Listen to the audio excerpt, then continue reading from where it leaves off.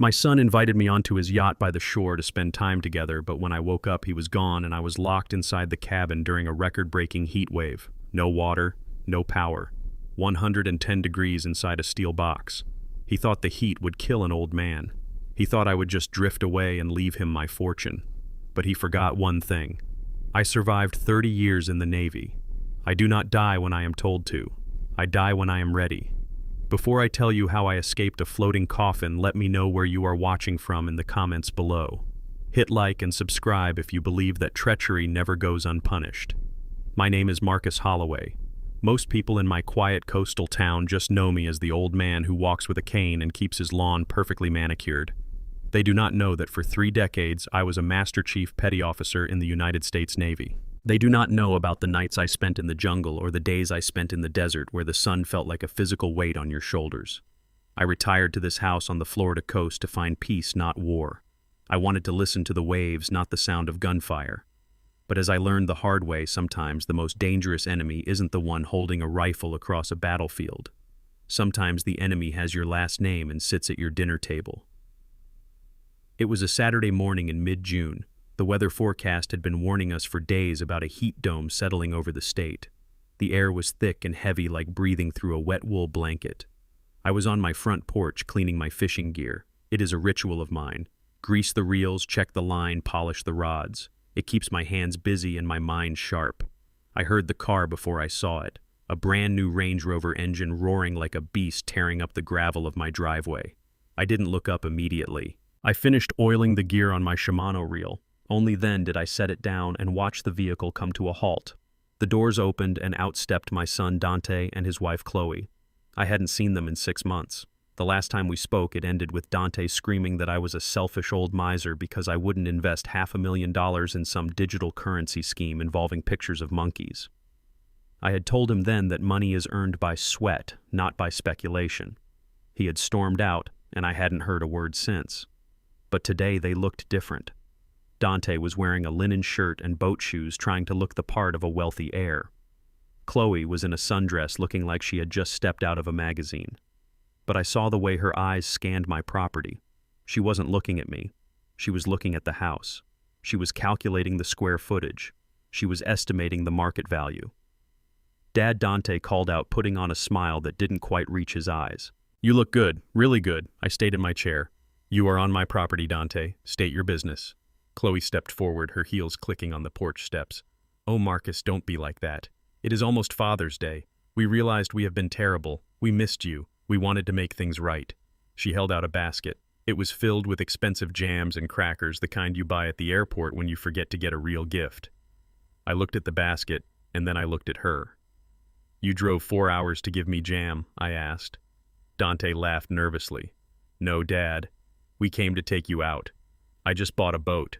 A yacht, actually. A 40-footer. She is a beauty. We want to take you out on the water. Just the 3 of us. No business talk, no arguments, just a day of fishing and relaxing, like we used to do when I was a kid." I looked at my son. I wanted to believe him. Every father wants to believe that his son loves him. I remembered the little boy who used to sit on my lap and ask me to tell him stories about the sea. I missed that boy. But the man standing in front of me had eyes that shifted too much. He was sweating, and it wasn't just the heat. "I don't know, Dante," I said, wiping my hands on a rag. "It is going to be a scorcher today. The news said we might hit triple digits." "That is why being on the water is perfect," Chloe chimed in. "The ocean breeze, Marcus. We have the AC cranking in the cabin. We have a fridge full of cold beer and that scotch you like. Please, give Dante a chance to apologize properly." I hesitated. My gut instinct, the one that had kept me alive through 3 tours of duty, was whispering that something was wrong. Why now? Why the sudden generosity? Dante was broke. I knew he was broke because my friend Vance had told me Dante's credit cards were maxed out, so how did he afford a yacht? But then I looked at his face. There was a desperation there. Maybe he really did want to reconnect. Maybe he realized he was losing his only family. "All right," I said, standing up. "I will go, but I drive myself to the marina." "Great," Dante said, clapping his hands. "We are docked at the private slip, the Silver King." I went inside to change. I put on my lightweight cargo pants and a breathable shirt. I grabbed my hat. Then I walked to my dresser. In the bottom drawer, wrapped in a velvet cloth, was my old military watch. It wasn't a Rolex, it was a heavy-duty tactical piece, bulky and scarred from years of abuse. It had a built-in GPS beacon and a battery that could last for a decade. It was ugly as sin and worth more to me than gold. I strapped it on. It felt heavy on my wrist, a familiar weight. When I walked back out, Chloe wrinkled her nose. "You are wearing that old thing?" she asked. "Dante has a Rolex he could lend you for the day. You know, to look the part." "This watch tells time just fine," I said, "and it doesn't need to be wound." We drove to the marina in separate cars. The heat was already rising, shimmering off the asphalt. When I saw the yacht, I raised an eyebrow. The Silver King was impressive. Sleek, modern, white fiberglass gleaming in the sun. It was far too expensive for Dante. He must have leased it or chartered it for the day just to impress me. We boarded. The deck was hot enough to fry an egg, but inside the main cabin the air conditioning was blasting. It was freezing in there. Chloe immediately went to the bar. "Scotch Marcus," she asked, holding up a bottle of Macallan 18. "It is 10 in the morning, Chloe," I said. "It is 5 o'clock somewhere," she smiled, pouring a glass that was 3 fingers deep. "Come on, a toast, to family." I took the glass. I didn't want to drink. Alcohol dulls the senses and I needed my wits about me, but I didn't want to start a fight either. "To family," I said. I brought the glass to my lips. I let the liquid touch my tongue, then I pretended to swallow. When she turned to hand a beer to Dante, I spit the scotch back into the glass, holding it in my cheek until I could grab a napkin. I had done this 100 times at diplomatic dinners where staying sober was a matter of national security. We cast off. Dante took the wheel. He steered us out of the marina and into the open water. The ocean was calm, flat as a mirror. The sun beat down relentlessly. I sat on the stern watching the coastline fade away. After about an hour, I noticed something. We weren't heading toward the usual fishing spots. We were heading south toward the dead zone, a stretch of water known for its stillness and lack of boat traffic. It was isolated. "Dante," I called out, walking up to the bridge. "Why are we heading this way? The fish are running north near the reef." Dante didn't look at me. He kept his eyes on the horizon. "Just wanted to find a quiet spot, Dad, away from the tourists. Chloe wants to sunbathe without people staring." I checked my phone. 1 bar of service, then 0. No signal. We were miles offshore. Alone. Chloe came up from the lower deck. She had changed into a bikini and was holding another drink. "Here you go, Marcus," she said, handing me a fresh glass. "You finished the last one so fast I thought you needed a refill." I took it. "Thanks," I said. I pretended to take a large gulp. I stumbled a little, grabbing the railing for support. "Whoa, Dad," Dante said, looking back. "You okay?" "Just the heat," I lied. "And the scotch. I am not used to drinking this early. I think I need to lay down for a bit." Chloe's eyes lit up. It was a subtle reaction, but I saw it. A flash of triumph. "Of course, Marcus," she said, her voice overly sweet. "The guest cabin is downstairs. It is nice and cool. Why don't you take a nap? We will wake you when lunch is ready." She guided me down the stairs. The lower deck was a narrow hallway with 3 doors. The master cabin, the engine room, and a small guest cabin near the bow. "This one is the quietest," she said, opening the door to the guest cabin. I walked in. It was small, windowless, except for a tiny porthole that was sealed shut. There was a bunk bed and a small metal locker. The air conditioning vent was humming, blowing cold air. "Thanks, Chloe," I said, sitting on the bed. "I just need an hour." "Take your time," she said. She stood in the doorway for a moment, watching me. She wasn't smiling anymore. Her face was blank cold. "Sleep tight, Marcus," she whispered. She closed the door. I heard the latch click. Then I heard something else. A sound that no guest should ever hear. The sound of a heavy metal deadbolt sliding into place from the outside. Clack. I sat there for a second, my heart rate steady despite the adrenaline dumping into my system. I stood up and walked to the door. I tried the handle. Locked. I knocked. "Chloe, Dante." "The door is stuck." Silence. I knocked harder. Dante quit playing around.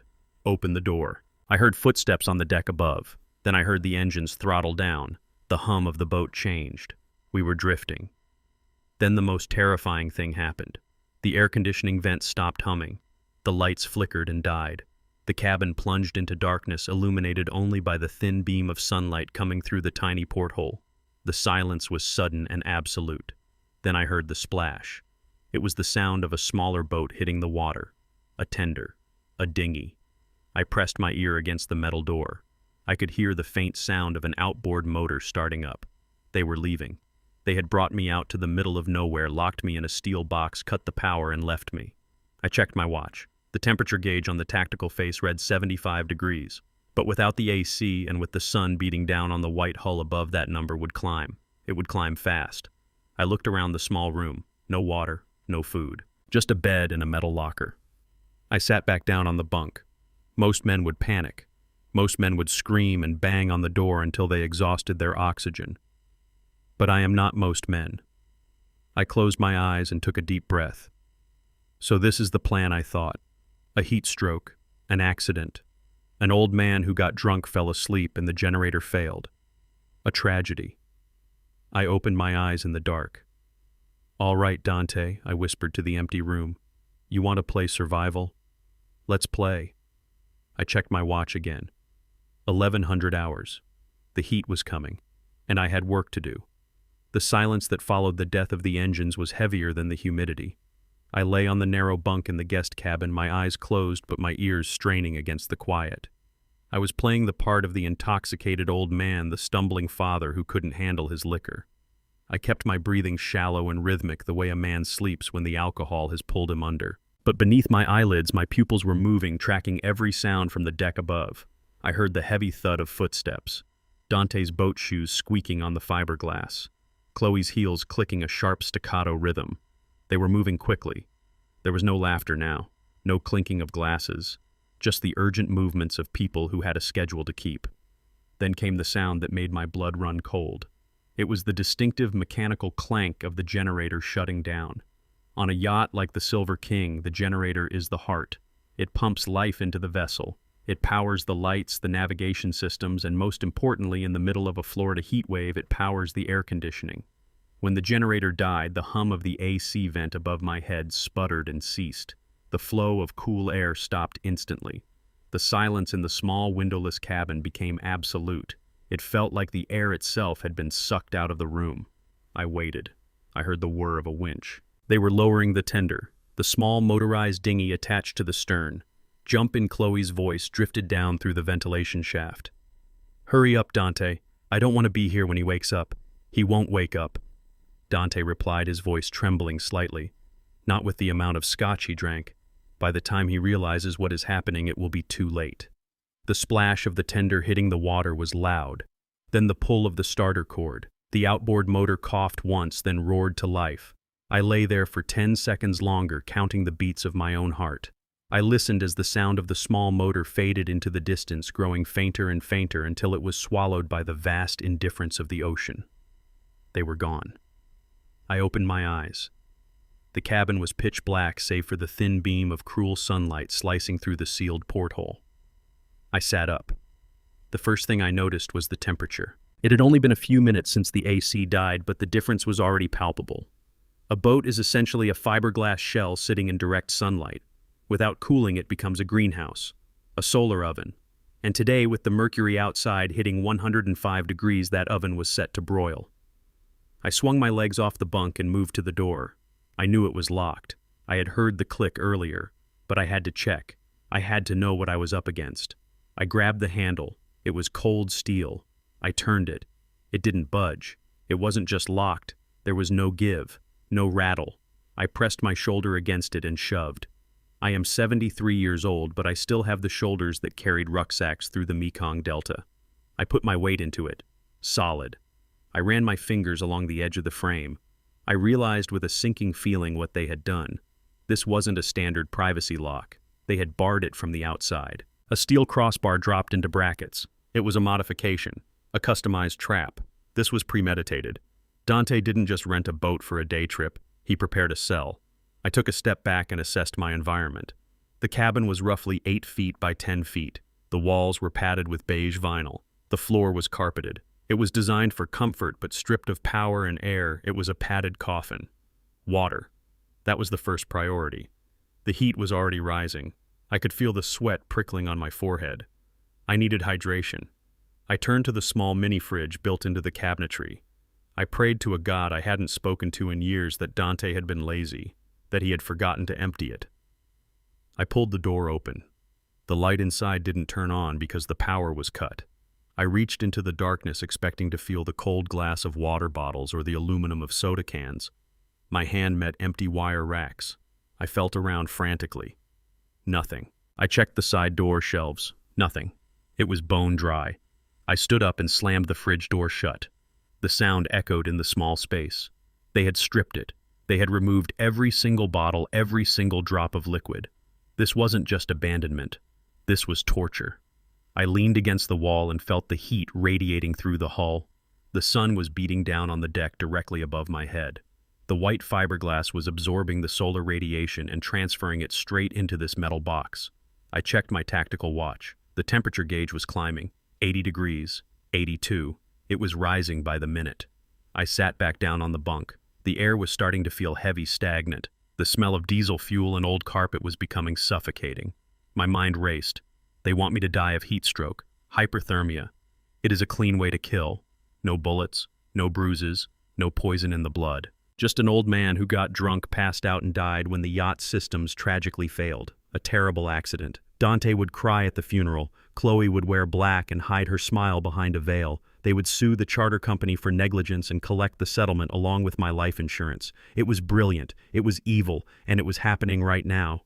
Panic clawed at the back of my throat. It is a primal instinct. The lizard brain screaming that you are trapped, that you are burning, that you are going to die in the dark. I wanted to scream. I wanted to pound on the door until my knuckles bled. I wanted to curse my son's name until my voice gave out. I took a breath. The air was hot and tasted of dust. No. I closed my eyes. I am Master Chief Petty Officer Marcus Holloway. I have survived the jungles of Vietnam. I have survived the freezing waters of the North Atlantic. I have survived 3 decades of service to the United States Navy. I do not panic. Panic is a waste of oxygen. Panic raises the heart rate. Panic increases body temperature. If I panic, I die. I opened my eyes. The fear was still there, but I shoved it into a box in the back of my mind and locked it tight. I looked at the temperature gauge again. 88 degrees. The human body can survive high temperatures for a short time, but without water and with the humidity rising, the body's cooling mechanism fails. Sweat doesn't evaporate. The core temperature rises. At 104 degrees, you get heat exhaustion. At 107 degrees, your organs start to cook. I calculated the timeline. It was noon. The sun would be at its peak for the next 4 hours. The cabin would reach 110, maybe 120 degrees within the hour. I had maybe 3 hours before I lost consciousness, maybe less. I looked around the room again, this time not as a victim, but as a soldier. There were no windows to break. The porthole was too small for a man of my size to crawl through, even if I could smash the reinforced glass.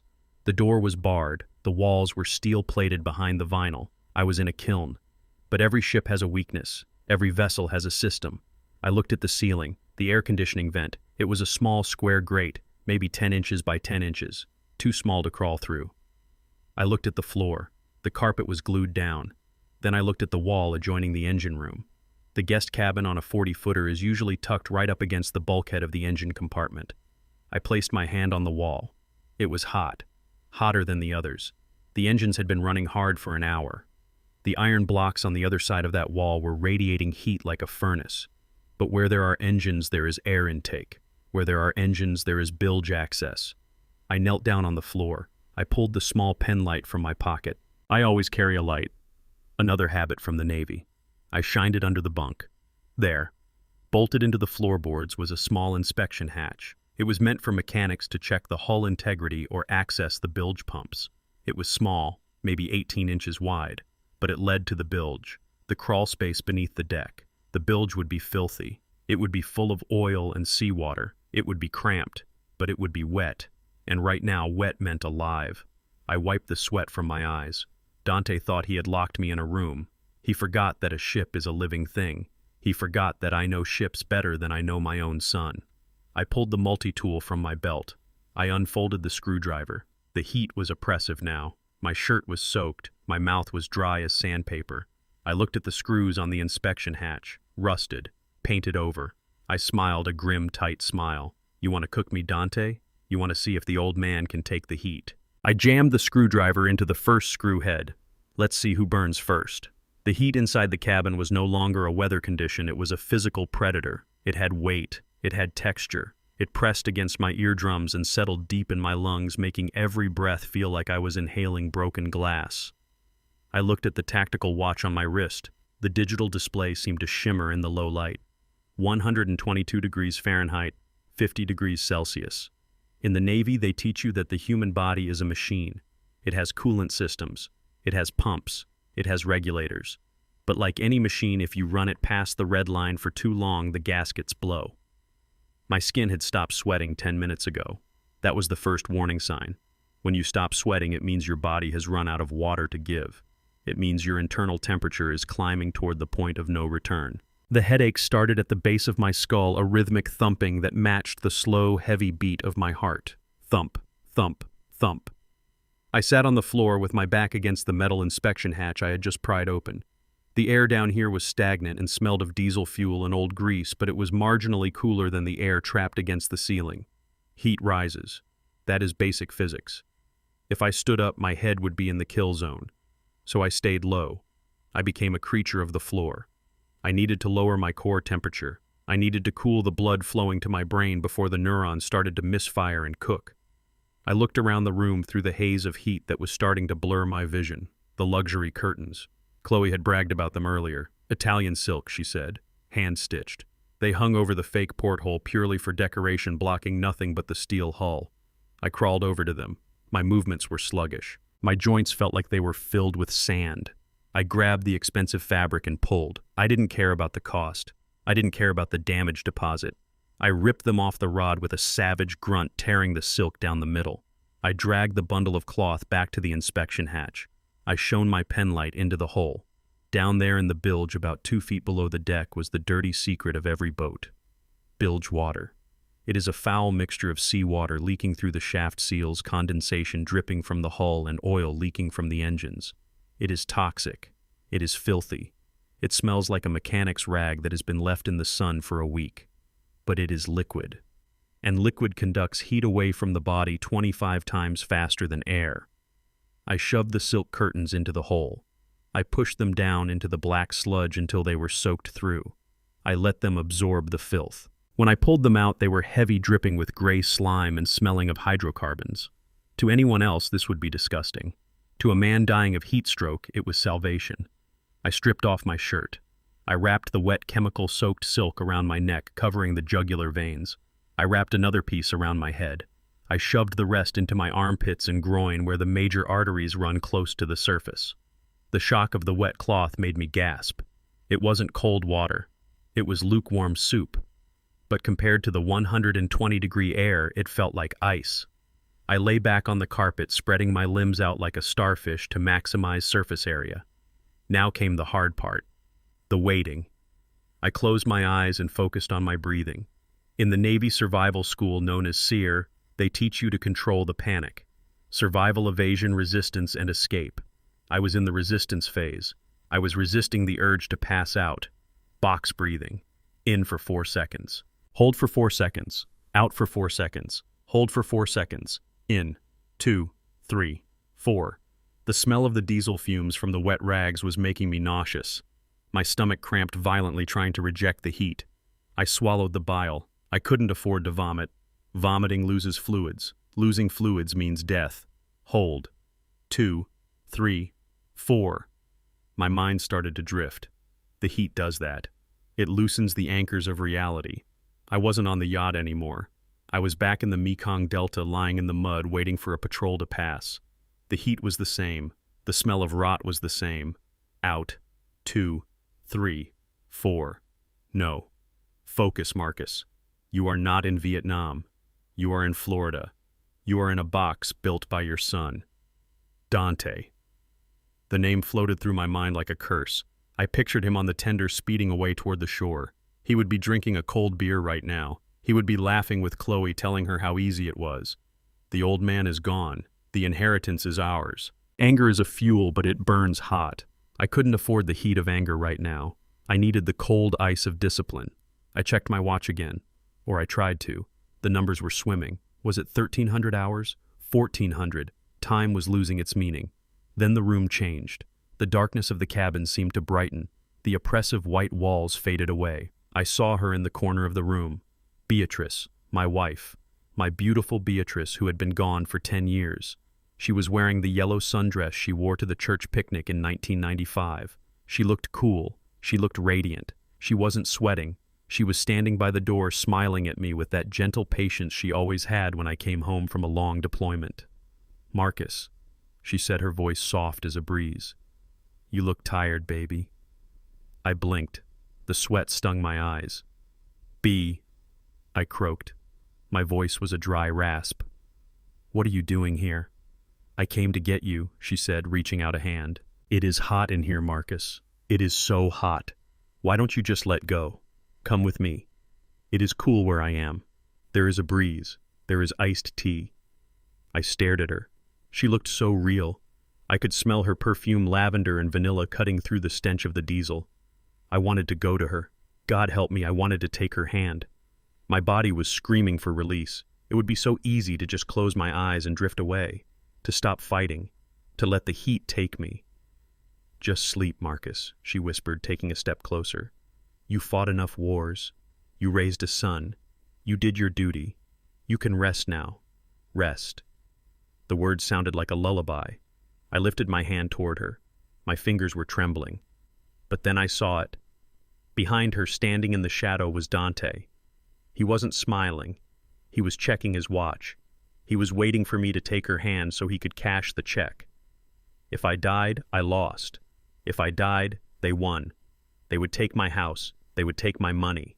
They would erase everything I had built. They would turn my legacy into a joke.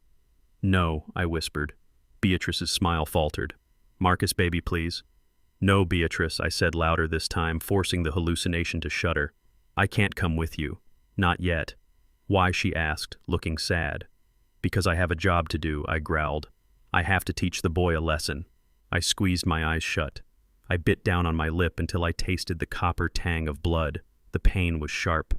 The pain was real. It cut through the fog. I opened my eyes. Beatrice was gone. The yellow dress was gone. There was only the white wall and the heat and the smell of my own dying body. I rolled over onto my stomach.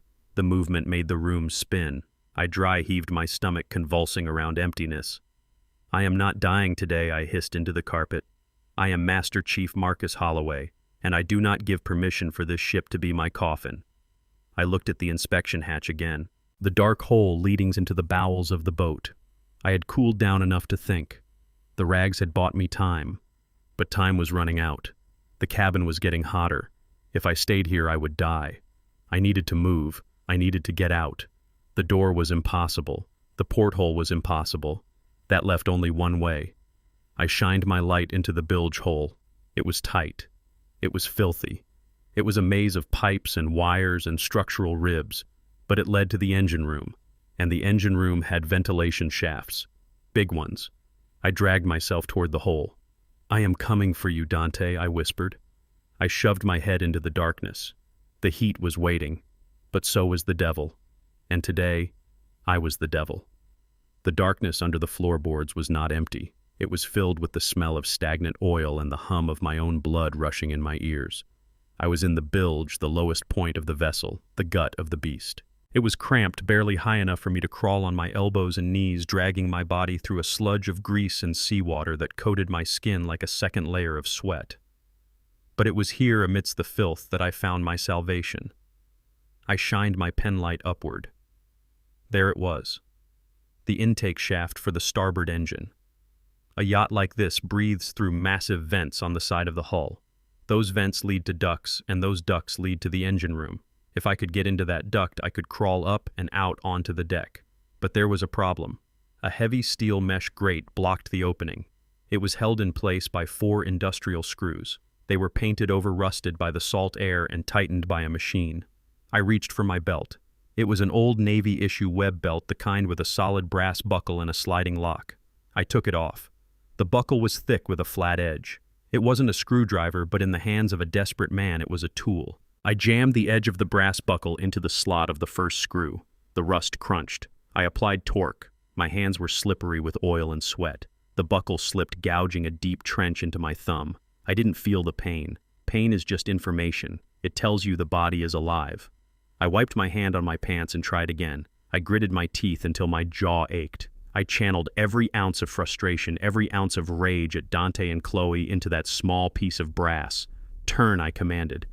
The screw shrieked a high-pitched sound of metal shearing against metal. It turned a quarter inch, then another, one down, 3 to go. The heat down here was different. It wasn't the dry, baking heat of the cabin. It was a wet, suffocating heat like being inside a lung. My vision was tunneling. Black spots danced in the beam of my light. I worked methodically. Turn, slip, bleed, turn again. The second screw stripped. The head was rounded off by the rust. I cursed. I slammed my fist against the hull. The sound echoed dully. I couldn't give up. I jammed the buckle in at an angle, hammering it with the heel of my hand until it bit into the soft metal of the screw head. I twisted with everything I had. It moved. By the time I got the fourth screw out, my hands were raw meat. My fingernails were broken. But the grate was loose. I kicked it. It clattered down into the bilge water, splashing oily muck into my face. I wiped my eyes. I looked up. The duct was a square tunnel lined with galvanized steel. It was narrow, maybe 18 inches wide. I have broad shoulders, shoulders built by decades of lifting crates and pulling lines. It was going to be a tight squeeze. I grabbed the edge of the duct and pulled myself up. The metal was hot. It had been baking in the sun all day and absorbing the heat from the engines. It seared the skin on my forearms. I didn't stop. I pulled my torso in. My chest scraped against the bottom. My back scraped against the top. I was a bullet in a barrel. I had to exhale to make my ribcage smaller just an inch forward.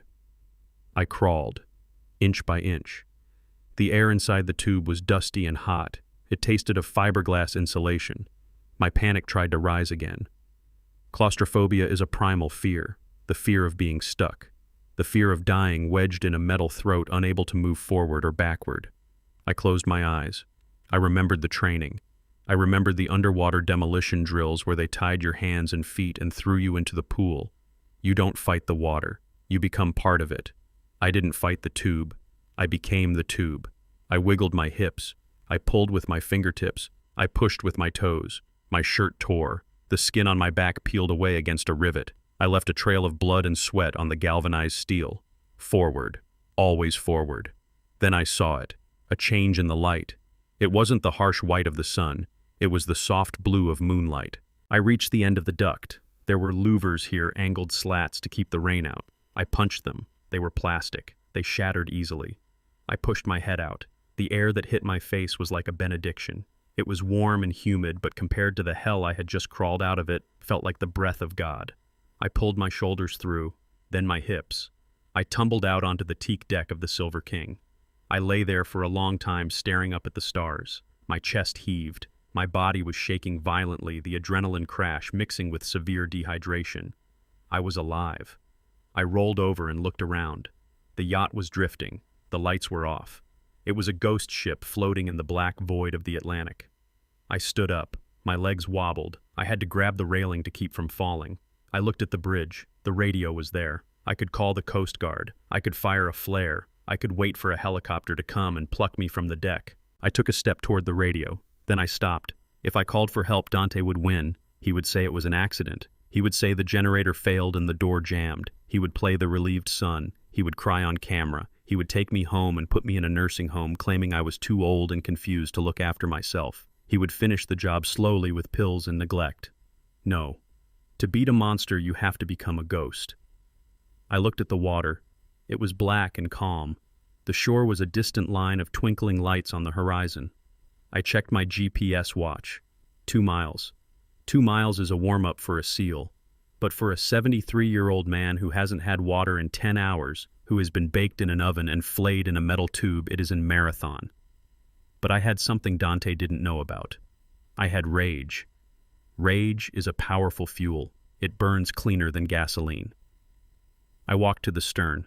I found a bottle of warm water in the deck cooler that they had forgotten. I drank it slowly, rationing it, letting it soak into my parched tissues. I stripped off my ruined shirt.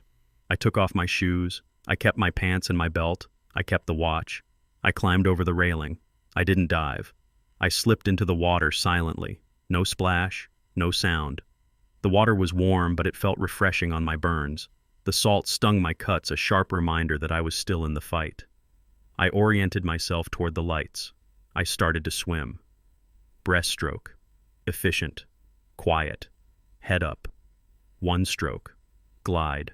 2 strokes. Glide. The ocean is vast. It makes you feel small. In the darkness, seeing nothing but black water below you, it is easy to let the fear take over, to imagine sharks, to imagine cramping up and sinking like a stone. I focused on the lights. That is Dante, I told myself. That light is my house. That light is my life. He is trying to steal it. My arms grew heavy. My legs burned with lactic acid.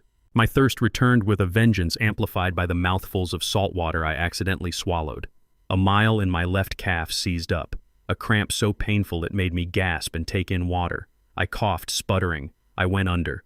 The silence of the underwater world wrapped around me. It was peaceful down there.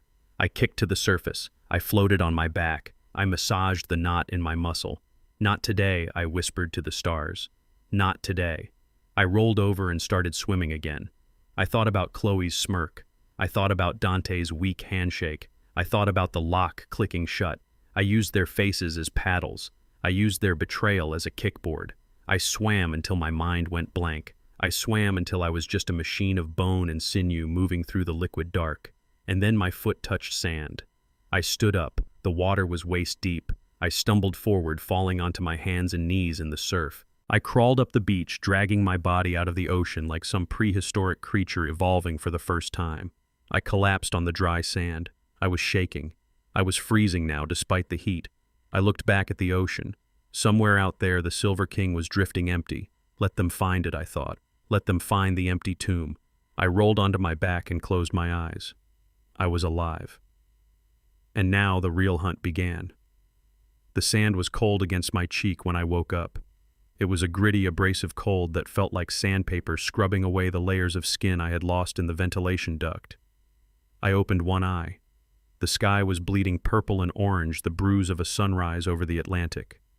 I was alive. That was the first fact I had to process. I was lying face down in the surf line of a mangrove reserve about 3 miles south of where the Silver King was drifting. I coughed, and the sound was like a rake being dragged across gravel. Salt water and bile tasted heavy in my throat. I tried to stand up, but my legs were not ready to cooperate. They felt like lead pipes filled with cement. I rolled onto my back and stared at the clouds. A heron flew overhead, its wings silent against the morning air. It looked down at me with indifference. To nature, I was just another piece of driftwood washed ashore by the tide. To my son, I was a corpse that hadn't sunk yet. I forced myself to sit up. The world spun violently. My head throbbed with a dehydration headache that felt like a railroad spike being driven into my temple. I checked my tactical watch. It was 0500, 5 in the morning. I had been in the water for 6 hours. I had crawled across the bottom of the ocean of my own mortality and surfaced on the other side. I looked down at myself. I was a ruin. My pants were shredded, stained with grease from the bilge and salt from the sea. My chest was a map of lacerations where the galvanized steel of the duct had flayed me. My skin was burnt a deep, angry red from the hours in the solar oven of the cabin. I didn't look like a wealthy logistics mogul. I looked like a monster that had crawled out of a swamp. I stood up. I swayed, but I didn't fall. I couldn't go home. Home was the first place they would look. Home was a crime scene that hadn't been discovered yet. If I walked through my front door now, Dante would spin it. He would say I was delirious. He would say the heat stroke made me imagine the locked door. He would call the doctors and have me committed before I could sign a statement. Number 1, I needed to be a ghost. And ghosts don't go home. They haunt. I started walking. The reserve was a tangle of sawgrass and palmettos. The ground was uneven, punishing my bare feet. Every step was a calculation of pain versus progress. I focused on the horizon. There was a road about a mile inland, a service road that led to the old coastal highway. It took me an hour to reach the asphalt. By then the sun was up and the heat was returning with a vengeance. The humidity wrapped around me like a wet towel. I kept to the tree line, moving with the instinct of a man who spent his 20s avoiding tripwires in the jungle. I saw a few cars pass early morning commuters heading to jobs I used to provide. I didn't wave. I didn't signal. I found what I was looking for 3 miles down the road. Rusty's Bait and Tackle. It was a relic, a crumbling gas station that smelled of dead shrimp and gasoline. There was a payphone on the side of the building. A dinosaur in the age of smartphones, but a lifeline for a man who needed to remain invisible. I walked up to the attendant, a kid with headphones around his neck who looked at me like I was a walking corpse. "I need a quarter," I rasped. My voice sounded like grinding stones. The kid looked at my shredded clothes. He looked at the blood drying on my chest. He didn't ask questions. In this part of Florida, you learn not to ask questions when something ugly walks out of the swamp. He reached into the tip jar and tossed me a coin. I nodded my thanks. I walked to the phone. I dialed a number I had memorized 30 years ago. It rang 4 times. "Yeah," a voice answered. Gruff. Alert. Vance never slept past 4. "Code red," I whispered. "Extraction needed. Sector 4. The old bait shop." There was a silence on the other end, a silence that held the weight of a friendship forged in fire. Vance didn't ask who it was. He didn't ask why. He knew my voice, even when it was broken. "ETA 20 minutes, the voice said. "Sit tight, Mac." I hung up. I slid down the wall of the gas station and waited in the shadow of the ice machine. Vance arrived in 18 minutes. He was driving his old Ford truck, not the Mercedes he used for court. He pulled around the back, shielding me from the road. He stepped out. Vance was a mountain of a man, 60 years old, but built like a linebacker. He took one look at me and his jaw tightened. He didn't say a word. He just opened the passenger door and helped me in. He handed me a canteen of water. I drank it slowly, disciplining myself not to guzzle it and send my body into shock. "Where to?" Vance asked, starting the engine. "Hospital." "Negative," I said. "No hospitals, no paper trail. Take me to the safe house." Vance looked at me in the rearview mirror. His eyes were dark with worry. "You look like hell, Mac. You need a doctor." "I need a ghost," I said. "Just drive, Vance." We drove in silence to a small hunting cabin Vance owned deep in the Pine Barrens west of the city. It was off the grid, no internet, no neighbors, just trees and silence. Vance helped me inside. He got the first aid kit. He spent the next hour cleaning my wounds. He scrubbed the grease out of the cuts on my back. He applied burn cream to my face. He hooked me up to an IV drip he kept for emergencies. When he was done, I walked to the bathroom. I needed to see. I looked in the mirror. The man staring back at me was a stranger. My eyes were bloodshot, the whites completely gone, replaced by a web of red veins. My face was gaunt, the skin pulled tight over my cheekbones. My lips were cracked and bleeding. The sunburn had turned my dark skin into a patchwork of peeling blisters. I didn't look like Marcus Holloway, the businessman. I looked like the specter of death. I touched the glass. "This is what he did to me," I whispered. "This is what my son did." I walked back out to the living room. Vance was making coffee. He handed me a mug. "Start talking," Mac Vance said, sitting down opposite me. I told him everything. The yacht, the locked door, the heat, the escape through the bilge, the swim. Vance listened without interrupting. He was a lawyer now, but before that he was legal counsel for the JAG Corps. He knew how to build a case and he knew how to bury a body. So he tried to cook you, Vance said, his voice low and dangerous. "That is premeditated. That is capital murder, Mac. We call the police now. We get the Coast Guard to secure the boat before he tampers with the evidence." "No," I said. Vance slammed his hand on the table. "Why the hell not? He tried to kill you. Because if we call the police now, it is my word against his," I said. "He will say I got drunk and locked myself in. He will say the generator failed. He will lawyer up. He will use my money to hire a defense team that will drag this out for years. And while we fight in court, he will be living in my house, driving my cars, spending my fortune." I leaned forward. The pain in my back flared, but I ignored it. I want him to think he won, Vance. I want him to feel the money in his hands. I want him to stand at my funeral and give a eulogy. I want him to sign the insurance papers. Vance narrowed his eyes. "You want to catch him in the fraud. I want to catch him in everything I said. I want to watch him rot from the inside out. I need you to keep me dead, Vance. As far as the world is concerned, Marcus Holloway drowned at sea. You are the executor of my estate. You play along. You tell him the will is being processed. You let him think the kingdom is his." Vance looked at me for a long time. He saw the cold resolve in my eyes. He saw that the man who had walked out of the ocean wasn't the friend he knew. It was a soldier on a mission. "All right," Vance said quietly. "You are dead." He stood up and walked to the television in the corner. He turned it on. "It is already starting," he said. The screen flickered to the local news channel. Breaking news flashed across the bottom in urgent red letters. And there he was, Dante. He was standing on the dock at the marina. Police boats were visible in the background, their blue lights flashing. Chloe was standing next to him, holding a handkerchief to her dry eyes. Dante looked disheveled. He had mussed his hair up. He had unbuttoned his shirt. He looked distraught. "My father, he fell," Dante stammered into the microphone, his voice breaking perfectly. "We were out on the water, just trying to have a nice Father's Day. He had a few drinks. He went down to the cabin to sleep it off. When we checked on him, he was gone." The camera zoomed in on his face. "I think he must have gone up on deck for fresh air," Dante sobbed. He stumbled. "The railing, it is low. We searched for hours. We called his name, but the ocean, it is so big." He buried his face in Chloe's shoulder. She patted his back, looking at the camera with a mask of tragic grief. "Please," the reporter said, "if anyone has seen anything." "We just want him home," Chloe whispered. "We are praying for a miracle." I sat there in the cabin watching my son perform my death. It was a good performance. The public would eat it up. The grieving son, the tragic accident, the wealthy, eccentric old man who drank too much and fell into the sea. I felt a cold smile spread across my cracked lips. "Cry louder, son," I whispered to the screen. "Make it convincing." I turned to Vance. "Get me a laptop," I said, "and get me access to my server. I need to see what they are doing in my house."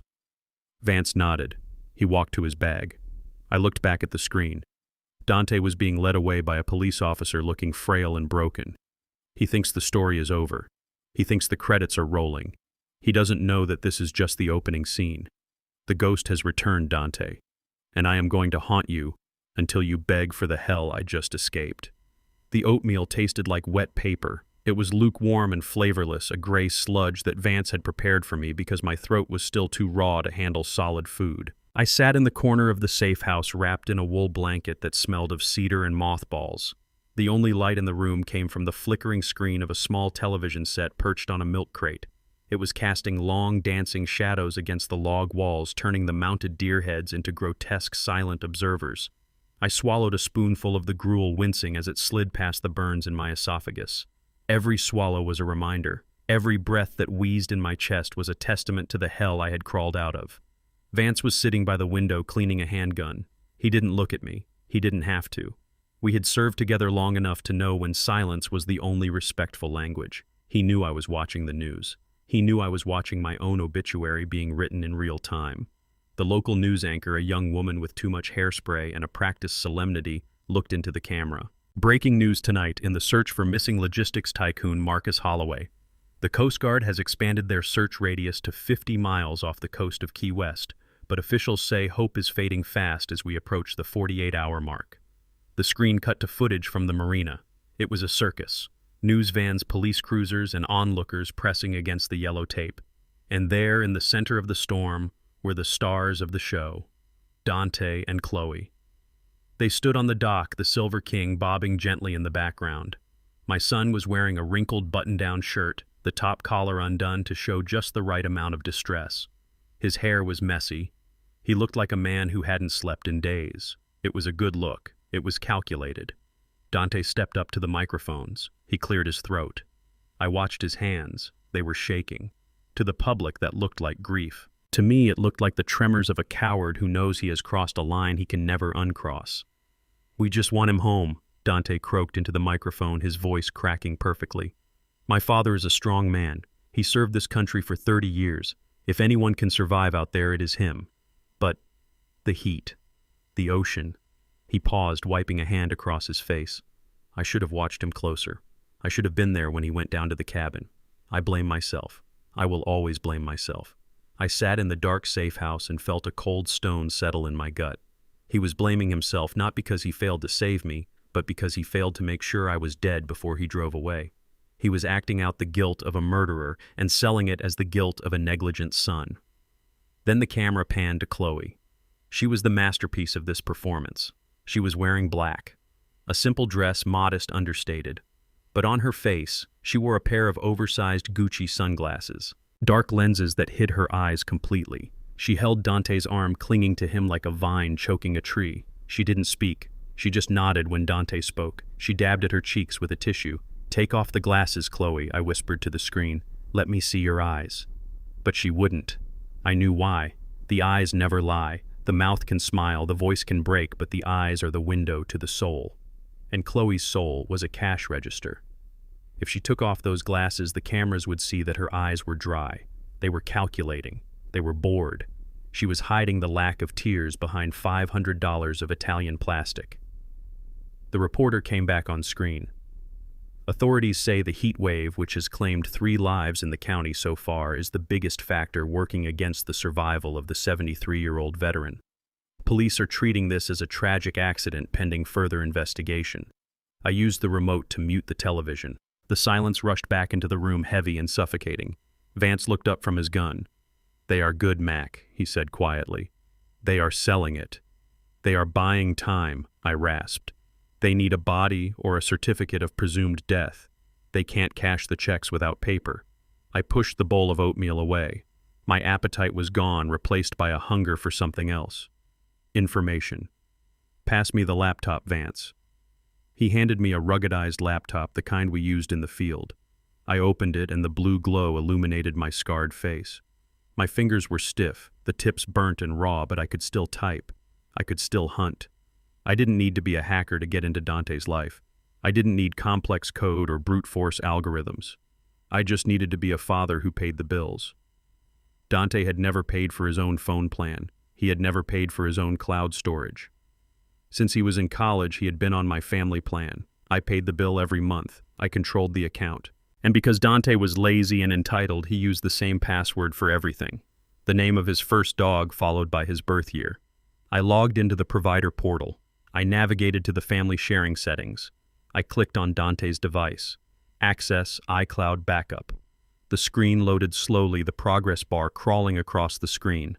I watched it, feeling like a voyeur in my own tragedy. This was the digital soul of my son. His photos, his contacts, his messages. The folder opened. I scrolled past the photos of his avocado toast and his selfies at the gym. I scrolled past the emails from credit card companies warning him about late payments. I went straight to the messages. I wanted to see what they were saying when the cameras were off. I found a thread with Chloe. It was dated yesterday, just hours after they had left me to die. "Chloe, did you scrub the boat, Dante?" "Yes." I wiped the handle. No prints. Chloe, "Good. Stick to the script. You were driving. I was sunbathing." He went down for a nap. "Dante, I feel sick, Chloe. What if he suffered?" Chloe, "Don't be weak, Dante. He suffered for a few hours. We have suffered for years waiting for him to drop dead. Focus on the payout." I read the words again. "We have suffered for years. My generosity, my patience, my love. To them, it was suffering. To them, living in a house I paid for, driving cars I leased, was torture because they couldn't control the capital. I kept scrolling. I needed more. I needed the smoking gun that proved this wasn't just hatred, but a business transaction. I found a message thread from this morning. It was with a contact named Realtor Brenda. Chloe had sent a link to a listing. I clicked on it. It was a sprawling villa in Miami. Oceanfront, 8 bedrooms, $12 million. "Chloe, we want to put an offer in." Brenda, "It is a competitive market, Chloe. The sellers want proof of funds.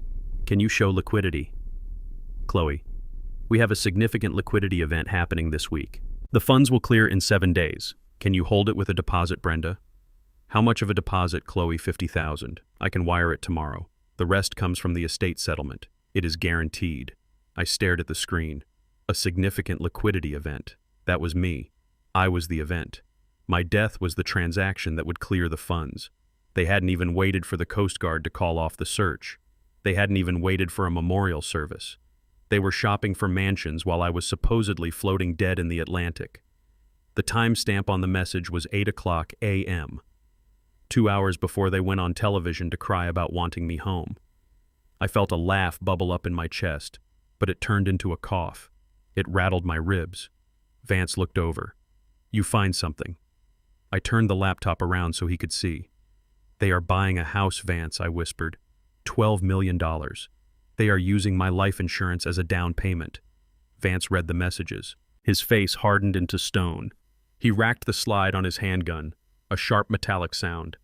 That is conspiracy, he said. That is murder for hire without the hire. We take this to the police, Mac. This proves motive. No, I said, closing the laptop. Vance stood up. Mac, this is insanity. You have them. You have the texts. You have the boat. Let the law handle it. The law is too slow, I said. The law will arrest them, yes. They will get bail.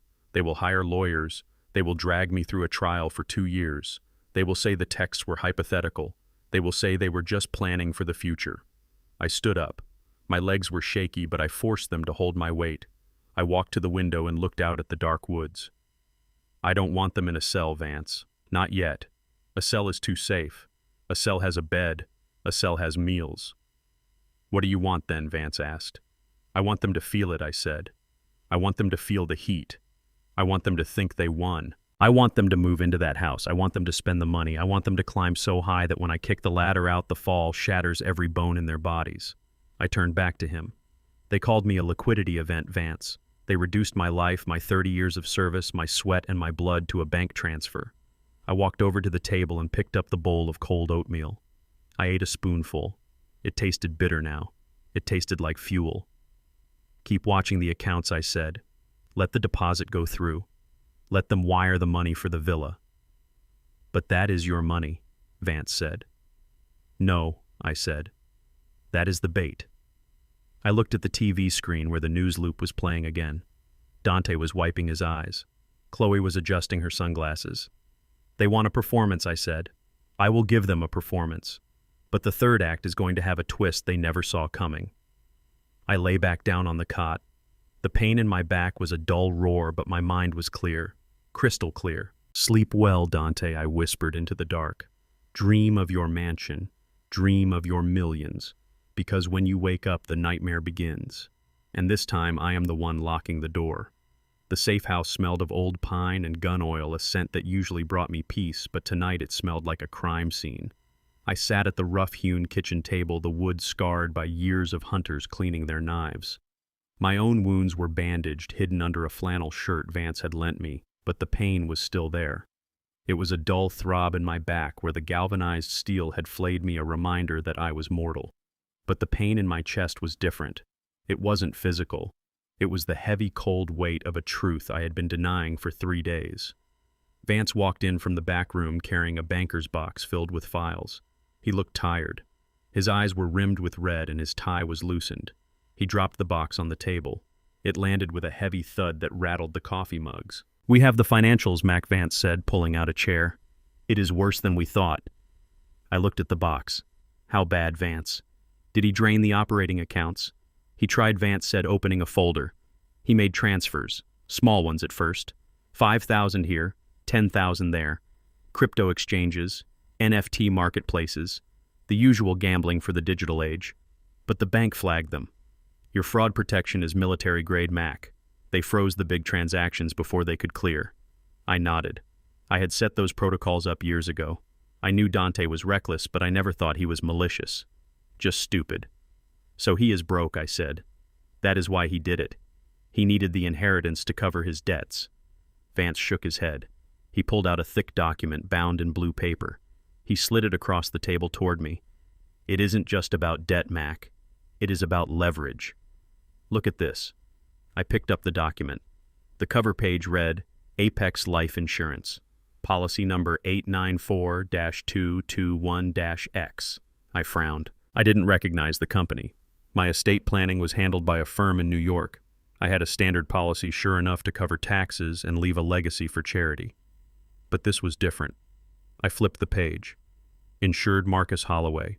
Beneficiary Dante Holloway. Policy value $5 million.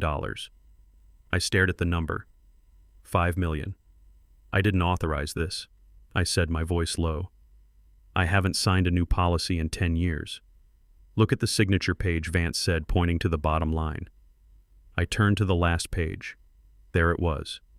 My name. Marcus T. Holloway, written in blue ink. The loops of the M were wide, The slant of the H was sharp. It looked exactly like my signature. It was precise. It was confident. But it wasn't mine. I ran my thumb over the ink. It was a forgery. But it wasn't a clumsy forgery like the ones kids do on report cards. This was practiced. This was studied. Dante had spent hours, maybe days, copying the way I signed my name. He had practiced becoming me so he could sell me. Date of execution, I asked. March 15th, Vance said. 3 months ago. I closed my eyes. March 15th. I remembered that day. Dante had come over for dinner. He had been nice. He had asked about my health. He had asked if I had updated my will. I thought he was just being responsible. I thought he was finally growing up. He was casing the joint. He was planning the kill. But 5 million, I said, opening my eyes. That is a lot of money, Vance, but for a man with Dante's spending habits, it won't last 5 years. Why risk a murder charge for 5 years of comfort? Keep reading, Vance said, his voice grim. Clause 14b, the double indemnity provision. I flipped back to the middle of the document. I found the clause. The legal jargon was dense, designed to confuse the layman, but I had read enough contracts in the logistics business to parse the language. In the event that the insured's death is determined to be accidental, including but not limited to drowning, vehicular impact, or environmental exposure, the benefit amount shall be doubled. Doubled. $10 million. The room went silent. The only sound was the wind howling outside the cabin, shaking the window panes. I put the paper down. My hands were steady. Too steady. Environmental exposure, I whispered. Vance nodded. Like heat stroke Mac. Like getting locked in a cabin during a record-breaking heat wave.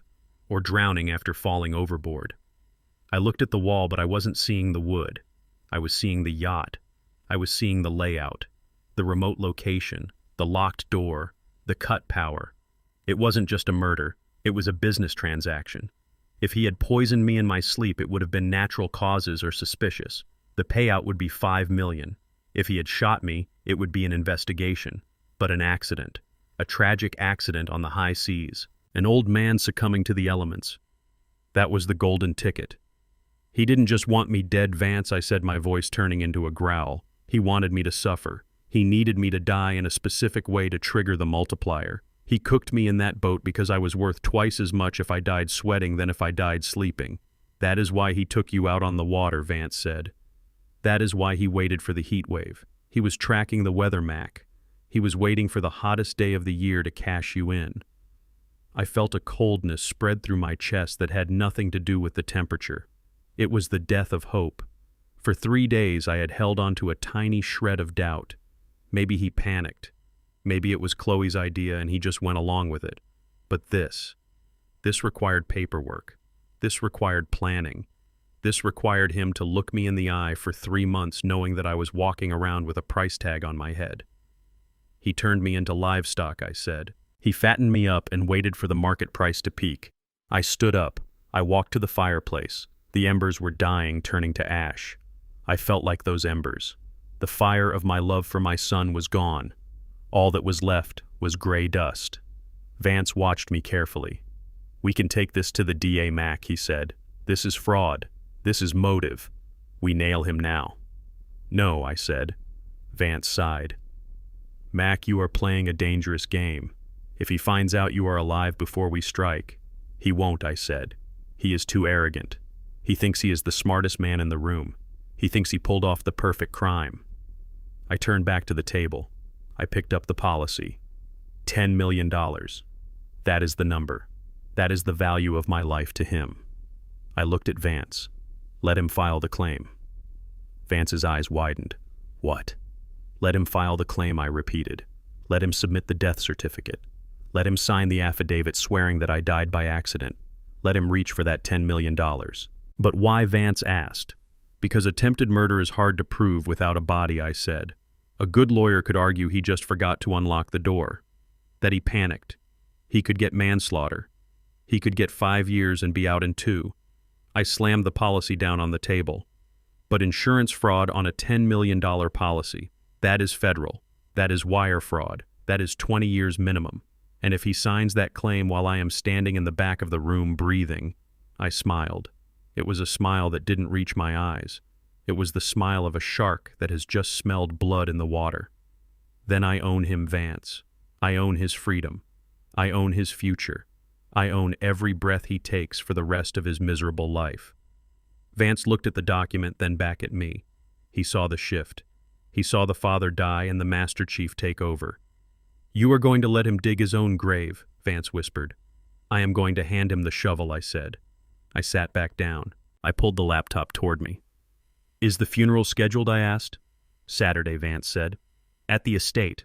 He is calling it a celebration of life. He invited the board of directors. He invited the press." "Good," I said. "Saturday." I looked at the calendar on the screen. 3 days. 3 days for him to sweat. 3 days for him to spend money he doesn't have. 3 days for him to think he is the king of the world. I want you to call the insurance company, Vance. Use your back channels. Tell them to expedite the claim. Tell them the family is grieving and needs the funds immediately." Vance hesitated. "You want to help him get the money. I want him to see the money," I said. "I want him to smell it. I want him to believe it is real. Because the fall only hurts if you are standing on top of the mountain." I touched the bandage on my arm. The burn was healing, but the scar would be there forever. "He sold me for $10 million, I whispered. I closed the laptop. He is going to find out that I am priceless, and the cost of doing business with Marcus Holloway is higher than he can ever afford. "Get some sleep, Vance," I said. "We have a funeral to plan, and it isn't going to be mine." I sat in the dim light of the safe house with a laptop open in front of me, watching my own funeral on a 14-inch screen. It is a surreal experience to witness the world moving on without you. It is like being a ghost, but without the freedom of floating through walls. I was tethered to this wooden chair by the pain in my healing back and the cold fury in my gut. 7 days had passed since I washed ashore. 7 days of silence. The Coast Guard had officially called off the search at sundown yesterday. They declared me lost at sea, presumed dead. In the eyes of the law, Marcus Holloway was a statistic, a tragedy, a cautionary tale about old men and open water. But on the screen in front of me, the reality was much uglier. I had accessed the security server of my estate 2 hours ago. I installed those cameras myself years ago. High definition, night vision, audio enabled. I put them there to keep burglars out. I never imagined I would use them to watch my son invite the vultures in. The camera feed from the backyard showed a scene that looked less like a memorial and more like a coronation. The lawn was perfectly manicured, the grass cut in diagonal stripes just the way I liked it. But that was where the familiarity ended. Dante had spared no expense. There were white tents set up near the pool to shield the guests from the relentless Florida sun. The same sun that he had hoped would cook me alive was now being blocked by silk canopies for his friends. Waiters in white jackets moved through the crowd with silver trays. I zoomed in. Champagne. They were serving Dom Perignon at a memorial service. My stomach churned. Champagne. I was a beer man. Everyone knew that. If this was really about honoring me, they would be serving Miller High Life and barbecue. But this wasn't for me. This was for the image. I scanned the crowd. I recognized the faces. There was Johnson from the logistics board looking solemn but checking his watch every 30 seconds. He was probably wondering how my death would affect the third quarter stock prices. There was Brenda the realtor smiling a little too widely as she talked to a group of investors. She was probably already calculating her commission on the Miami villa Chloe was buying. And then there were the friends, or rather the people Dante called friends. Hangers-on, influencers, people who had never worked a day in their lives but knew how to dress for a party. They were drinking my wine, eating my shrimp, and laughing. I could hear them through the audio feed. "It is so sad," one woman said, adjusting her hat. "But at least he died doing what he loved." "I didn't love dying in a metal box," I whispered to the screen. Then the camera angle shifted as the back doors of the house opened. Dante and Chloe stepped out. I felt the blood in my veins turn to ice. Dante was wearing a black suit that cost more than my first car. He looked the part of the grieving heir. His head was bowed. He was holding a handkerchief. He walked with a heavy step, accepting condolences with a nod and a handshake. He was playing the role of the burdened son perfectly. He looked like he was carrying the weight of the world, but I knew he was just carrying the anticipation of the wire transfer. But it was Chloe who made my breath catch in my throat. She was wearing a black dress. It was tasteful, elegant, and clearly brand new. But it wasn't the dress that made my hands shake. It was the necklace. Around her neck, resting against her skin, was a diamond pendant surrounded by sapphires. It glittered in the sunlight, catching the light with a brilliance that cut through the pixelated video feed. I knew that necklace. I bought that necklace in 1985. It took me 3 years of saving my Navy pay. I ate canned beans and skipped shore leave to put away the money. I bought it for Beatrice on our 10th anniversary. She cried when I put it on her. She wore it to church every Sunday. She wore it to Dante's graduation. She was wearing it in the portrait that hung over the fireplace. When Beatrice died 10 years ago, I took that necklace off her neck before the undertaker came. I cleaned it. I wrapped it in velvet. I put it in the hidden safe in my bedroom wall. The safe that only I knew the combination to. Or so I thought. Chloe had found it. She had cracked the safe. She had gone into my sanctuary, rummaged through the memories of the woman I loved, and stolen the one thing that was sacred. She wasn't just wearing jewelry. She was wearing my heart. And she was parading it around a party paid for with my murder. I watched as she touched the necklace absently while talking to the insurance adjuster. She laughed at something he said, a light tinkling laugh. Then she touched the diamonds again as if to reassure herself that they were real, that she was rich, that she had won. "You crossed the line, Chloe," I growled, my voice echoing in the empty cabin. "You crossed the line and you burned the bridge." Vance walked up behind me. He placed a hand on my shoulder. He saw the screen. He saw the necklace. "That is Beatrice's piece, isn't it?" he asked quietly. I nodded. I couldn't speak. The rage was too thick. "That is theft," Mac Vance said. "We can add it to the list." "It is desecration," I said. "She is wearing a tombstone around her neck." I watched as the ceremony began. Dante walked up to a podium set up near the deep end of the pool. He tapped the microphone. The feedback squeal made the guests wince. "Thank you all for coming," Dante said, his voice trembling with practiced emotion. "We are here to celebrate the life of Marcus Holloway, my father, a hero, a titan of industry." He paused to wipe a fake tear. "My father was a man of few words," Dante continued. "He was tough. He was hard on me sometimes. But I know he loved me, and I know he would want us to move forward.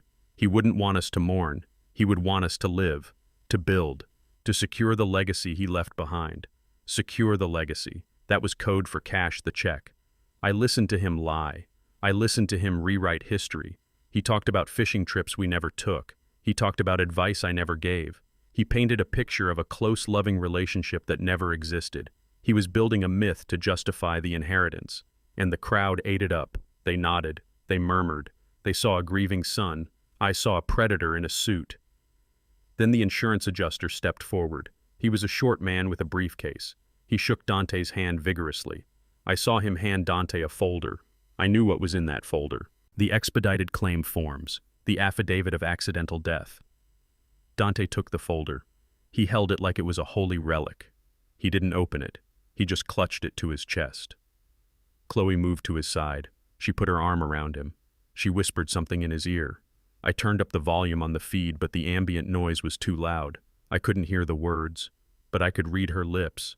"Sign it tonight," she mouthed. I leaned back in my chair. They were so confident. They thought the game was over. They thought the referee had blown the whistle and they were just waiting for the trophy presentation. I looked at Vance. "Is the uniform ready?" I asked. Vance nodded. "It is in the bedroom. I had it dry cleaned. I polished the brass myself. I stood up. My legs were stiff, but the weakness was gone. The oatmeal and the rest had done their work. The adrenaline was doing the rest. I walked to the bedroom. Hanging on the door was my dress blues. The Navy uniform I hadn't worn in 15 years. The gold stripes on the sleeve, the ribbons on the chest, the anchors on the lapels. It wasn't just clothing, it was armor. I took off the flannel shirt Vance had lent me. I looked at the bandages on my torso. They were clean white strips covering the damage. I put on the trousers. They were a little loose around the waist now. I had lost weight in the heat trap. I tightened the belt. I put on the shirt. I buttoned it slowly. One button for discipline. One button for duty. One button for honor. I tied the tie. A perfect knot. Muscle memory took over. My hands knew what to do even if they were scarred. I put on the jacket. The weight of it felt good. It felt familiar. It straightened my spine. I looked in the mirror. The man looking back wasn't the victim from the yacht. He wasn't the old man who needed a nap. He was the Master Chief. I put on my cover, the white hat sitting perfectly level on my head. I picked up my cane. It was a simple black stick with a silver handle. I didn't need it to walk anymore. But it was a prop. It was part of the theater. I walked back out to the main room. Vance was waiting. He looked me up and down. He smiled a grim, tight smile. "You look like you are about to court-martial someone, Mac," he said. "I am," I said. I looked at the screen one last time. Dante was raising a glass of champagne. Chloe was laughing her hand on the stolen necklace. "Enjoy the drink, son," I whispered. "It is the last expensive thing you will ever taste." Vance grabbed his keys. "The car is ready, Mac. It is a 40-minute drive to the estate. Let's go," I said. We walked out of the cabin into the blinding afternoon sun. I wasn't dead. I wasn't lost. I was coming home. And I was bringing the storm with me. The drive to my own funeral was quiet. Vance drove the black SUV with the steady hands of a man who was used to transporting high-value targets, not resurrected ghosts. I sat in the passenger seat, staring out the window at the familiar oak trees that lined the road to my estate. I had planted those trees 30 years ago. I had watered them. I had watched them grow strong and tall. And just like my son, they had grown deep roots in soil that I owned, but today they looked different. Today they looked like sentinels guarding a crime scene. We turned onto the main driveway. The gate was open. Of course it was open. Dante wanted the world to come in. He wanted the press. He wanted the board of directors. He wanted witnesses to his grief, so that when the insurance check cleared, nobody would ask questions. I saw the cars parked on the lawn. Bentleys, Mercedes, Teslas. It was a parking lot of vultures. Vance slowed down as we approached the main house. The security guard, a young man I had hired last year, stepped out to stop us. He raised his hand. I rolled down the window. The guard looked at me. His eyes went wide. His jaw actually dropped. He stumbled back, dropping his clipboard. "Mr. Holloway," he stammered. "But," they said. "Open the barrier, son," I said. My voice was calm. It was the voice of the man who signed his paychecks. He didn't argue. He scrambled to the control box and the iron gate swung open. We rolled through. Up ahead I could see the gathering in the backyard. It was elaborate. White tents fluttered in the breeze. A string quartet was playing something mournful and expensive. A large portrait of me stood on an easel near the pool. It was a photo from 10 years ago when I still had hope for Dante. In the picture I was smiling. I wasn't smiling now. Vance stopped the car right at the edge of the patio. The tires crunched loudly on the gravel. It was an intrusive sound, a violent mechanical noise that cut through the soft weeping of the violins.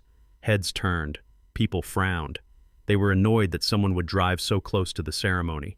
They expected a caterer or a late arrival. They did not expect the dead man. I opened the door. I stepped out. I was wearing my dress blues. The fabric was crisp and dark, contrasting sharply with the white linen suits of the guests. The gold stripes on my sleeve caught the afternoon sun. The ribbons on my chest, a colorful map of campaigns and conflicts, told a story of survival that these soft people could never understand. I adjusted my cover, making sure the white hat was perfectly level. I gripped my cane. The silver handle felt cold and solid in my hand. I didn't say a word. I just stood there. The silence began at the back of the crowd and rolled forward like a wave. The murmuring stopped. The clinking of glasses stopped. Even the string quartet trailed off into a discordant squeak as the cellist saw me. One by one they turned. They looked. They gasped. It was absolute stillness. The kind of silence you hear after a bomb goes off before the screaming starts. I scanned the faces. I saw Johnson from the board, his mouth hanging open, a canapé halfway to his lips. I saw Brenda, the realtor, her eyes popping out of her head. And then I saw them. Dante was on the stage. He was standing at the podium clutching a crumpled piece of paper. He had been in the middle of a sentence, something about my enduring spirit. He froze. His face went the color of old ash. He gripped the podium so hard his knuckles turned white. He wasn't looking at a father. He was looking at a reckoning. And Chloe, she was standing in the front row. She was holding a crystal flute of champagne. She was wearing my wife's necklace, the diamonds glittering around her throat like a stolen constellation. She saw me. Her eyes locked onto mine behind her sunglasses. I saw her hand tremble. It started as a small shake, then became a violent tremor. The glass slipped from her fingers. It hit the slate patio with a sound that cracked the air like a gunshot. Shatter. The champagne splashed onto her expensive black dress. She didn't move. She didn't look down. She just stared at me, her mouth forming a silent word. Ghost. I started to walk. Click, step, click, step. The sound of my cane on the stone was the only thing in the world. The crowd parted. They scrambled out of my way, knocking over chairs, spilling drinks. They looked at me with a mixture of terror and awe. I was gaunt. My face was peeling from the sunburn. My eyes were red-rimmed and sunken. I looked like I had crawled out of a grave because in a way I had. I walked straight down the center aisle. I didn't look left or right. I kept my eyes fixed on the stage, fixed on the son who had locked me in an oven. Dante tried to speak. He opened his mouth, but no sound came out. He looked like a fish gasping for air on a dock. He took a step back, knocking into the microphone stand. The feedback squealed a high, piercing shriek that made everyone flinch. I reached the steps of the stage.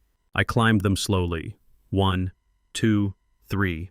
I stood next to him. He smelled of fear. It is a distinct scent, sour and metallic underneath the expensive cologne. He was shaking so hard the podium was vibrating. "Dad," he whispered. It was barely a breath. "Dad." I thought. I looked at him. I looked deep into his eyes. I saw the panic. I saw the guilt. I saw the calculation trying to reboot in his brain, trying to find a lie that could explain this. I reached out and placed my hand on his shoulder. He flinched as if I were burning hot. He expected me to hit him. He expected me to scream. But I didn't. I smiled. It was the smile of a wolf looking at a lamb that has wandered into the den. I leaned into the microphone. My voice was raspy, damaged by the salt and the heat, but it was loud. It boomed across the yard, echoing off the walls of the house I had paid for. "I apologize for the interruption, everyone," I said. The crowd stared. Nobody breathed. I turned to Dante. I kept my hand on his shoulder, squeezing just hard enough to let him know that I was solid, that I was real, that I wasn't going anywhere. I patted his shoulder gently. "Shin loi kontrai," I said, keeping my tone conversational, almost pleasant. "Bo boy hoi cham." Dante's knees buckled. He grabbed the podium to stay upright. I leaned closer to him so that only the microphone could hear the venom in my whisper. "Lan sao nyo neo tau ganbo honya." The words hung in the air. Simple. Devastating. "Next time anchor closer to the shore." It was a joke to the crowd, a survivor's quip, a bit of dark humor from an old sailor. But to Dante it was a death sentence. It was confirmation. He knew that I knew. He looked at me, his eyes wide with terror. He realized in that moment that I hadn't just survived. I had remembered. The color drained from his face completely. He made a small choking sound. Then he looked out at the crowd. He looked for Chloe. Chloe was gone. She had vanished from the front row, leaving only a puddle of champagne and broken glass. I took the microphone from the stand. "Please," I said, addressing the stunned guests. "Don't let me stop the party. I believe there is an open bar, and I believe my son was just telling you all about my legacy." I handed the microphone to Dante. "Go on, son," I said. "Finish your speech. Tell them how much you miss me." Dante took the microphone. His hands were shaking so bad he almost dropped it. He looked at the crowd. He looked at me. I stood there in my dress blues, leaning on my cane, waiting. He couldn't do it. He couldn't speak. The lie had died the moment I walked through the gate. He dropped the microphone. It hit the floor with a thud. He ran. He ran off the stage, pushing past the insurance adjuster, tripping over a cable. He ran toward the house, looking for a place to hide, looking for Chloe, looking for an exit that didn't exist. I watched him go. I turned back to the crowd. "It seems my son is overcome with emotion," I said calmly. I looked at the insurance adjuster who was standing there clutching the $10 million check. I walked over to him. "I believe that belongs to me," I said, pointing to the folder. The man handed it to me, his hands trembling. "Mr. Holloway, we were told. Reports of my death were greatly exaggerated," I said. I took the folder. I opened it. I looked at the claim form signed by Dante. I looked at the affidavit of accidental death. Evidence. I closed the folder and tucked it under my arm. I looked at the guests. "The bar is closed," I said. "Get off my lawn." I turned and walked toward the house, following the trail of my son's fear. The dead man was walking, and the funeral was just beginning. The silence that had fallen over my estate didn't last long. It shattered like a dropped mirror. The shock wave of my reappearance broke the spell, and suddenly the air was filled with a chaotic hum of whispers and gasps. The guests, the vultures in linen and silk who had come to drink my champagne and toast to my memory, began to retreat. They backed away from me as if I were radioactive. They looked at my dress blues. They looked at the scars on my face that the makeup couldn't quite hide. They looked at the cane in my hand, which I held not for support, but like a weapon. Dante was still standing near the podium. He looked small. He looked like a child who had broken a vase and was waiting for the belt. His face was devoid of color, a mask of gray ash and sweat. He opened his mouth and closed it again. He was trying to find the script. He was trying to remember the lines he and Chloe had rehearsed for this moment. But there were no lines for this. There was no contingency plan for the victim walking back into the crime scene. "Dad," he stammered, his voice pitching high and thin. "Dad, I can't believe it." He stumbled down the steps of the stage, almost tripping over his own expensive shoes. He walked toward me, but he stopped 5 feet away. He was afraid to touch me. He was afraid that if he reached out, his hand would pass right through me, or worse, that I would grab him and drag him down to hell. "We thought you were gone," Dante choked out. Tears were streaming down his face now, but they were tears of terror, not relief. "We searched everywhere. I took the boat in circles for hours. I screamed your name until my throat bled. I thought you fell overboard. I thought I lost you." He was lying. It was a clumsy, desperate lie. He was trying to rewrite history in real time, hoping that if he said it loud enough, it would become true. I watched him sweat. I watched his eyes dart toward the gate, checking for an exit. I looked at him with the cold, detached stare of a drill instructor watching a recruit fail. "You didn't look everywhere, son." I said, my voice low enough that only he could hear. "You didn't look in the bilge." Dante flinched. His eyes went wide. He knew. In that second, he knew that I remembered everything: the lock, the heat, the darkness. Before he could collapse completely, movement caught my eye. Chloe. She was faster than him. She was sharper. She realized that Dante was drowning, and if she didn't act fast, she would go down with him. She stepped over the puddle of champagne and broken glass. She didn't run away. She ran toward me. She put on a performance that would have won an Academy Award. She threw her hands over her mouth. She let out a sob of pure theatrical joy. "Oh my God," she screamed. "Oh, thank Jesus. It is a miracle." She launched herself at me. She threw her arms around my neck, burying her face in the shoulder of my uniform. "Marcus," she sobbed loud enough for the cameras and the police to hear. "You are alive. We prayed for this. We prayed every single night." I stood there stiff as a board. I didn't hug her back. I let her cling to me. I felt her body trembling against mine. It wasn't the tremble of relief. It was the vibration of a coiled snake. She smelled of expensive perfume and fear. But underneath that, underneath the floral scent, I smelled something else. I smelled the greed. I smelled the rot. I leaned my head down. I brought my lips close to her ear. I moved the microphone away so nobody else could hear. "Get off me, Chloe," I whispered, my voice like grinding gravel. She stiffened, but she didn't let go. She couldn't. She had to sell the scene. "I can smell it on you," I whispered. "Smell what?" She hissed back into my collar, her voice tight with panic. "The insurance money," I said. "I smell the $10 million you were already spending. I smell the Miami villa. I smell the betrayal." She pulled back then. She looked at me. Her eyes were wide and terrified behind the tears. She saw the monster in my eyes. She saw the man who had crawled through a ventilation duct to come back and haunt her. She stepped back, wiping her face. She looked at the crowd. "He is in shock," she announced, her voice shaking. "He is confused. We need to get him inside. We need a doctor." That was the cue for the police. 2 officers who had been standing at the perimeter ostensibly for security during the high-profile funeral walked over. One of them was a sergeant I recognized. Miller. Good man. Honest. "Mr. Holloway," Miller said, tipping his cap. "This is... Well, sir, I have never seen anything like this. We had you listed as a recovery mission, not a rescue." I looked at Miller. Then I looked at Dante and Chloe. They were holding their breath. They were waiting for the accusation. They were waiting for me to point a finger and say, "They did it. They locked me in. Arrest them." If I did that, the game would be over. They would be arrested. They would make bail. They would hire lawyers. They would drag this out for years. They would claim I was senile. They would claim it was an accident. No, that was too easy. I wanted to destroy them. And to destroy them, I needed them to think they were safe. I needed them to think they had gotten away with it. I needed to feed them enough rope to hang themselves. I looked at Miller and put on a weary smile. I slumped my shoulders slightly, playing the part of the tired old veteran. "It was my own fault, Sergeant," I said. Dante's head snapped up. Chloe froze. "Your fault?" Sir Miller asked, taking out his notebook. "Yes," I said, sighing heavily. "I am an old fool, Miller. I drank too much. Far too much. I went out on the deck for some air. I must have stumbled. The next thing I knew, I was in the water." I paused. I looked at Dante. I saw the color returning to his cheeks. I saw the hope sparking in his eyes. I floated for a long time. I continued spinning the lie. I washed up on a small island, uninhabited. I hit my head. I was confused.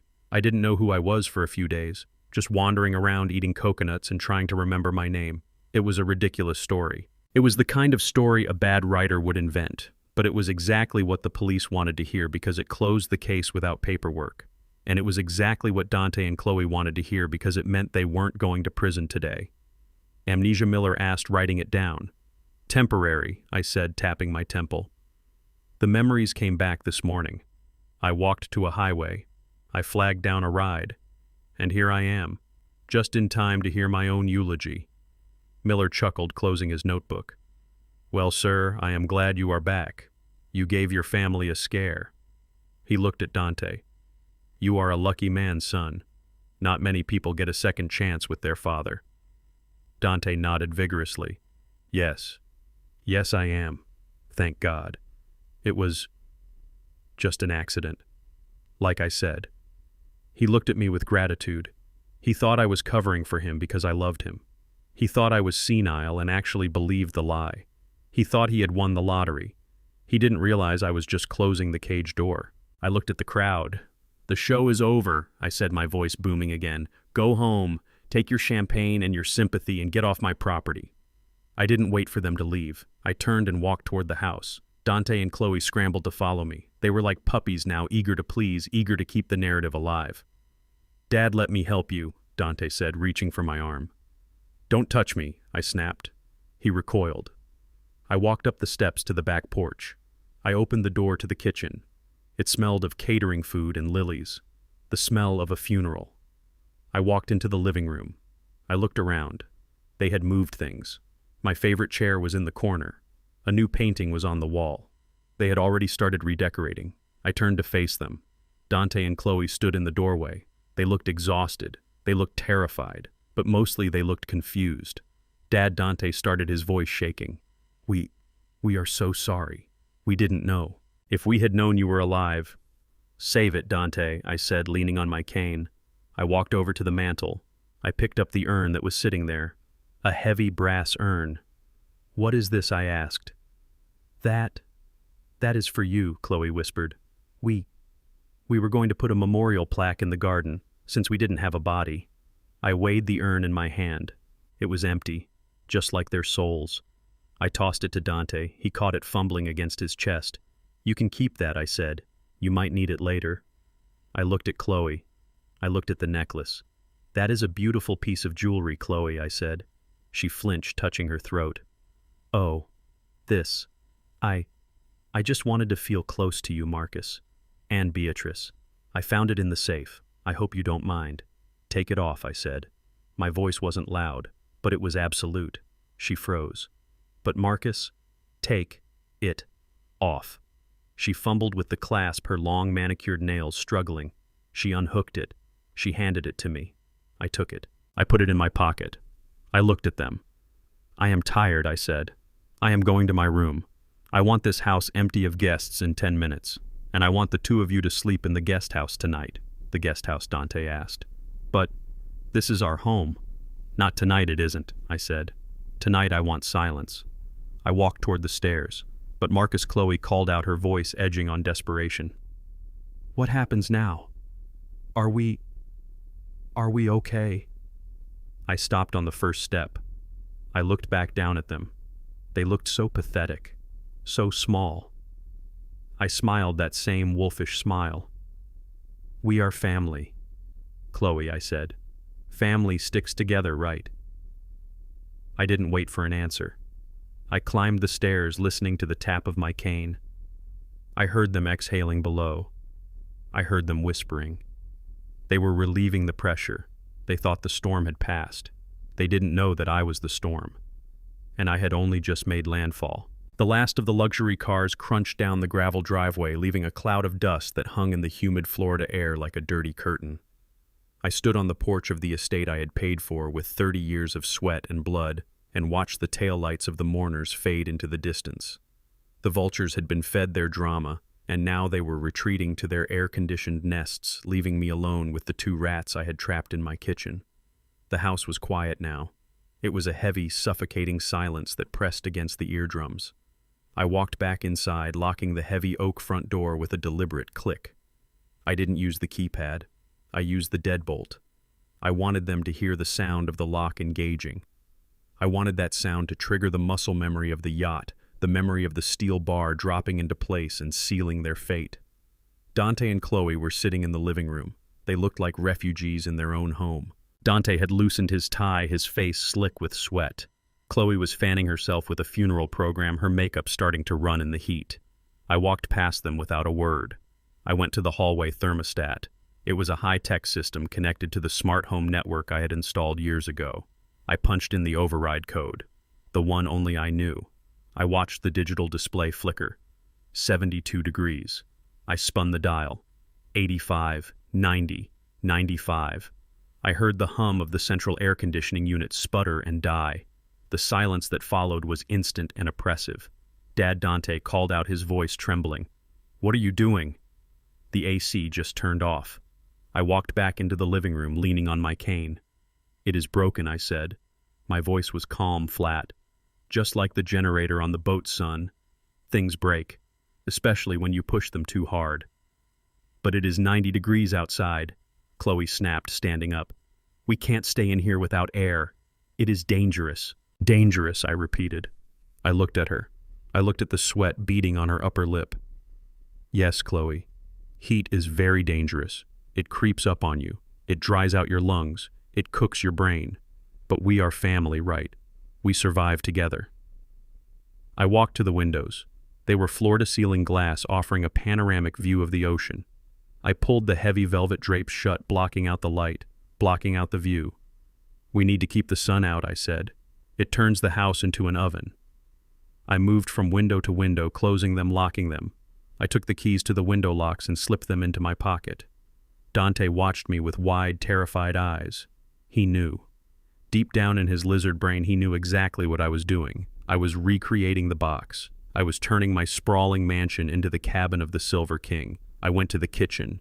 It was dinner time. A normal family would have ordered takeout. A normal family would have had salads or cold sandwiches in this heat. But we were not a normal family. I opened the pantry. I pulled out the biggest pot I owned, a cast-iron Dutch oven. I filled it with water and set it on the stove. I turned all 6 burners on high. The blue flames roared to life, adding their heat to the already stifling room. "What are you cooking?" Dante asked, coming into the kitchen, wiping his forehead with his sleeve. "Gumbo," I said, chopping onions with a rhythmic thud. "Spicy seafood gumbo, my grandmother's recipe. It needs to boil for 3 hours. "Boiling soup," Chloe said, incredulous. "Marcus, are you insane? It is a sauna in here. We need ice water. We need salads." I ignored her. I threw in the peppers. I threw in the sausage. I threw in the cayenne pepper. The steam began to rise, filling the kitchen with a heavy, spicy fog that clung to the skin and burned the eyes. I cooked with the intensity of a man possessed. I didn't turn on the exhaust fan. I let the heat build. I let the humidity rise until the kitchen windows fogged over. "Sit down," I commanded, pointing to the table. They sat. They didn't dare disobey. They were terrified of the ghost at the head of the table. I ladled the boiling red stew into bowls. I placed them in front of them. The steam hit their faces, making them recoil. "Eat," I said. "Dad." "I can't," Dante whispered. "I feel sick." "Eat," I roared, slamming my hand on the table. "You wanted a meal with your father. You wanted to spend time together. We are spending time together." I took a spoonful of the scalding liquid and put it in my mouth. I didn't flinch. I let it burn. It was nothing compared to the fire inside me. They ate. They forced the hot, spicy soup down their throats, tears streaming from their eyes as the heat compounded the heat in the room. Sweat ran down Dante's face, dripping off his chin into the bowl. Chloe's expensive blouse was soaked through, sticking to her skin. "It is hot, isn't it?" I asked softly, watching them suffer. "It feels like the air is running out. It feels like the walls are closing in." Dante dropped his spoon. It clattered loudly. "Stop it!" he cried, pushing his chair back. "Stop it, Dad. I know what you are doing." "What am I doing, son?" I asked, blinking innocently. You are punishing us," Dante stammered. "The heat, the windows. You are trying to make us feel what I asked," leaning forward. "Trapped, helpless, like you are dying in a box and no one is coming to save you." Dante couldn't breathe. He was hyperventilating. The panic attack was real this time. I have to go," he gasped. "I need air." He ran to the back door. He grabbed the handle. Locked. He rattled it frantically. Dad opened the door. I sat there eating my gumbo. "The key is in the study," I said. "Or maybe it is in the garage. I can't remember. My memory, you know. It comes and goes." Dante sank to the floor, sobbing. He curled into a ball, the heat breaking him just like it had almost broken me. Chloe stood up. She wasn't crying. She was furious. She looked at Dante with disgust. Then she looked at me with hatred. "You are a sick old man," she hissed. I smiled. "And you are sweating, Chloe. It ruins the makeup." The night was worse. I didn't let them leave. I told them the alarm system was malfunctioning and if they opened a door, the police would come.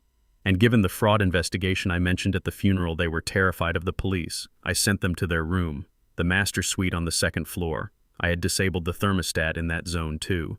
Heat rises. The second floor was 10 degrees hotter than the kitchen. I stayed downstairs in my study where I had a hidden portable AC unit running. I watched them on the monitors. Dante couldn't sleep. He tossed and turned on the Egyptian cotton sheets, kicking them off, then pulling them back on. He was delirious. He was muttering in his sleep.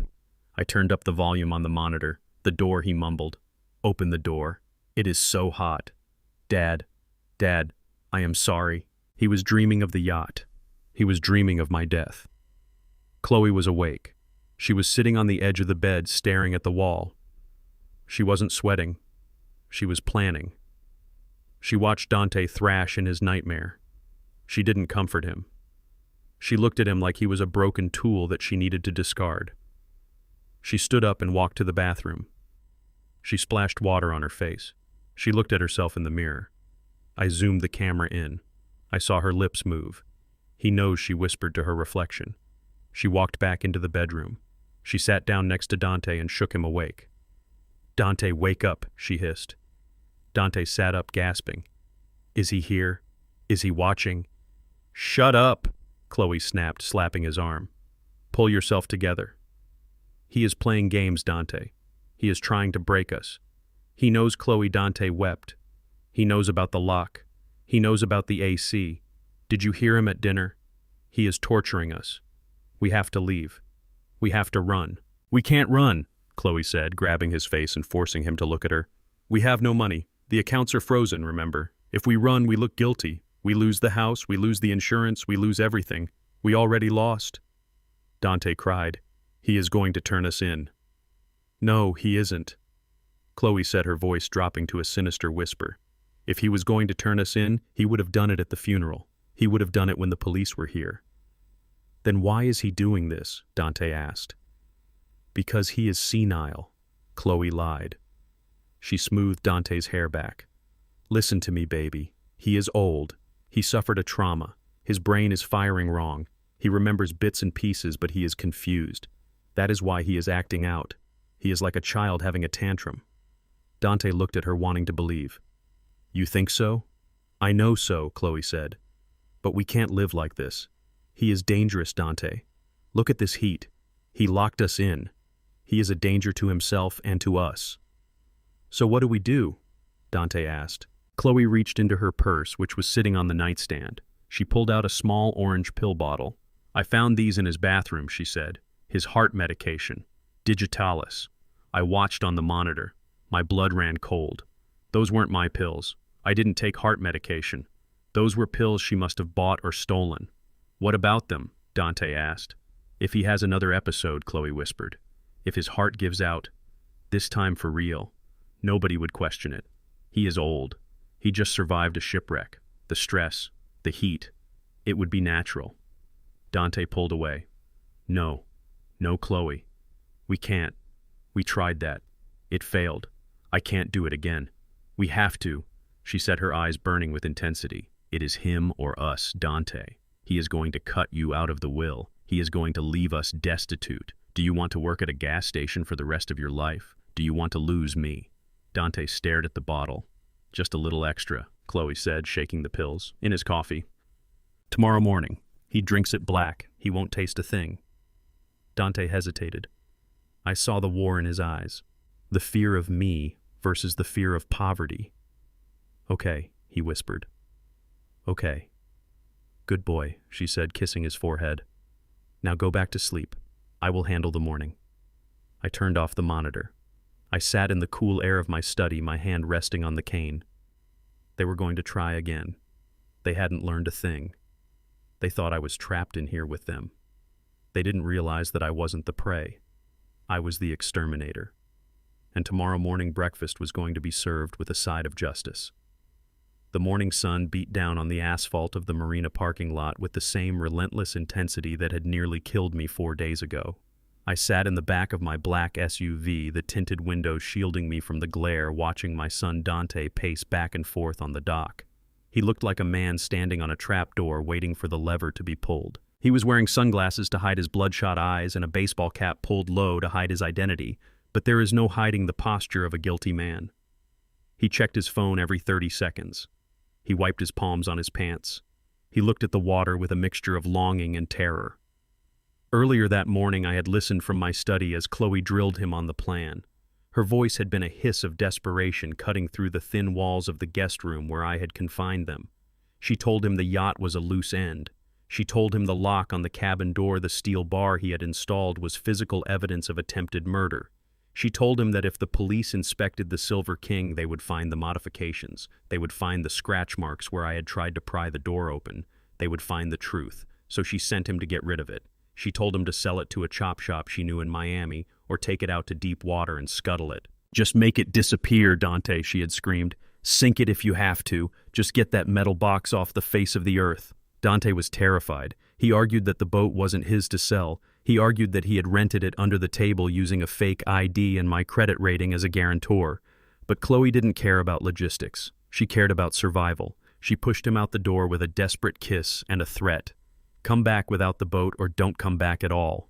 So here he was, standing on the dock next to the Silver King, the vessel that was supposed to be my coffin.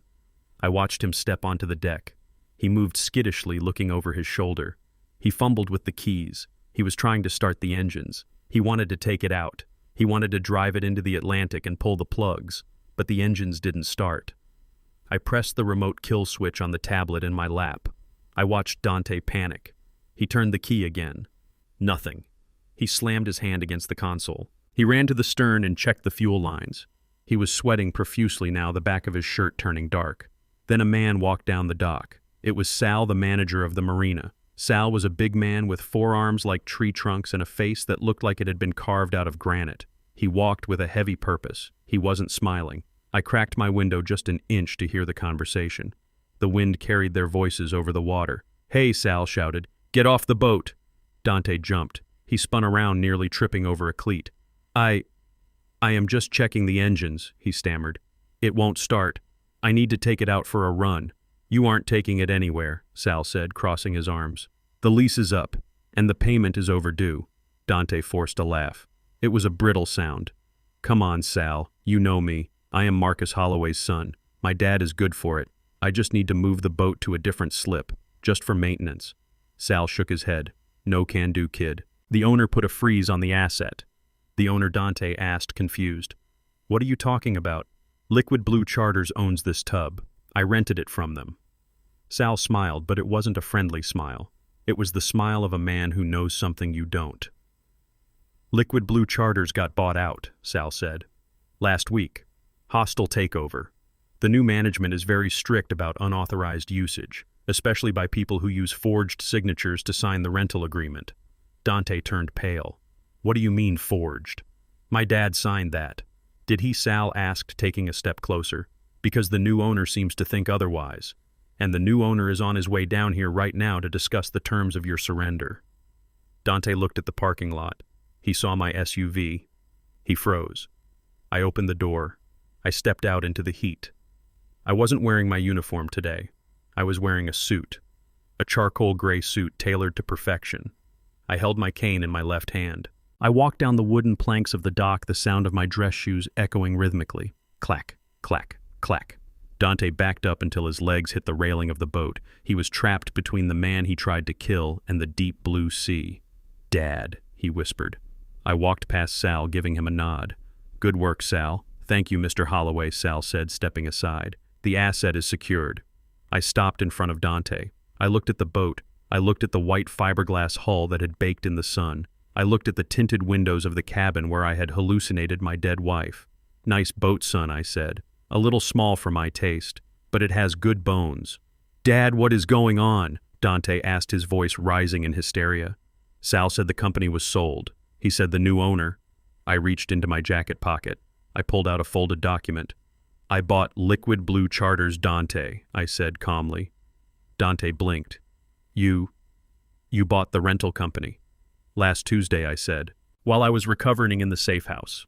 While you were planning my funeral, I was liquidating some assets. I bought the holding company that owns this marina and the charter service that owns this yacht." I stepped onto the boat. The deck shifted slightly under my weight. "I own the Silver King, Dante. I own the hull. I own the engines. And most importantly, I own the trap you built." Dante shook his head, backing away. No, that is impossible. You were missing. You were dead." "I was busy," I corrected. I walked to the cabin door, the door that had been locked. I pointed to the handle with my cane. "You see that lock, son?" I asked. Dante didn't answer. He was hyperventilating. "That is a custom modification," I said.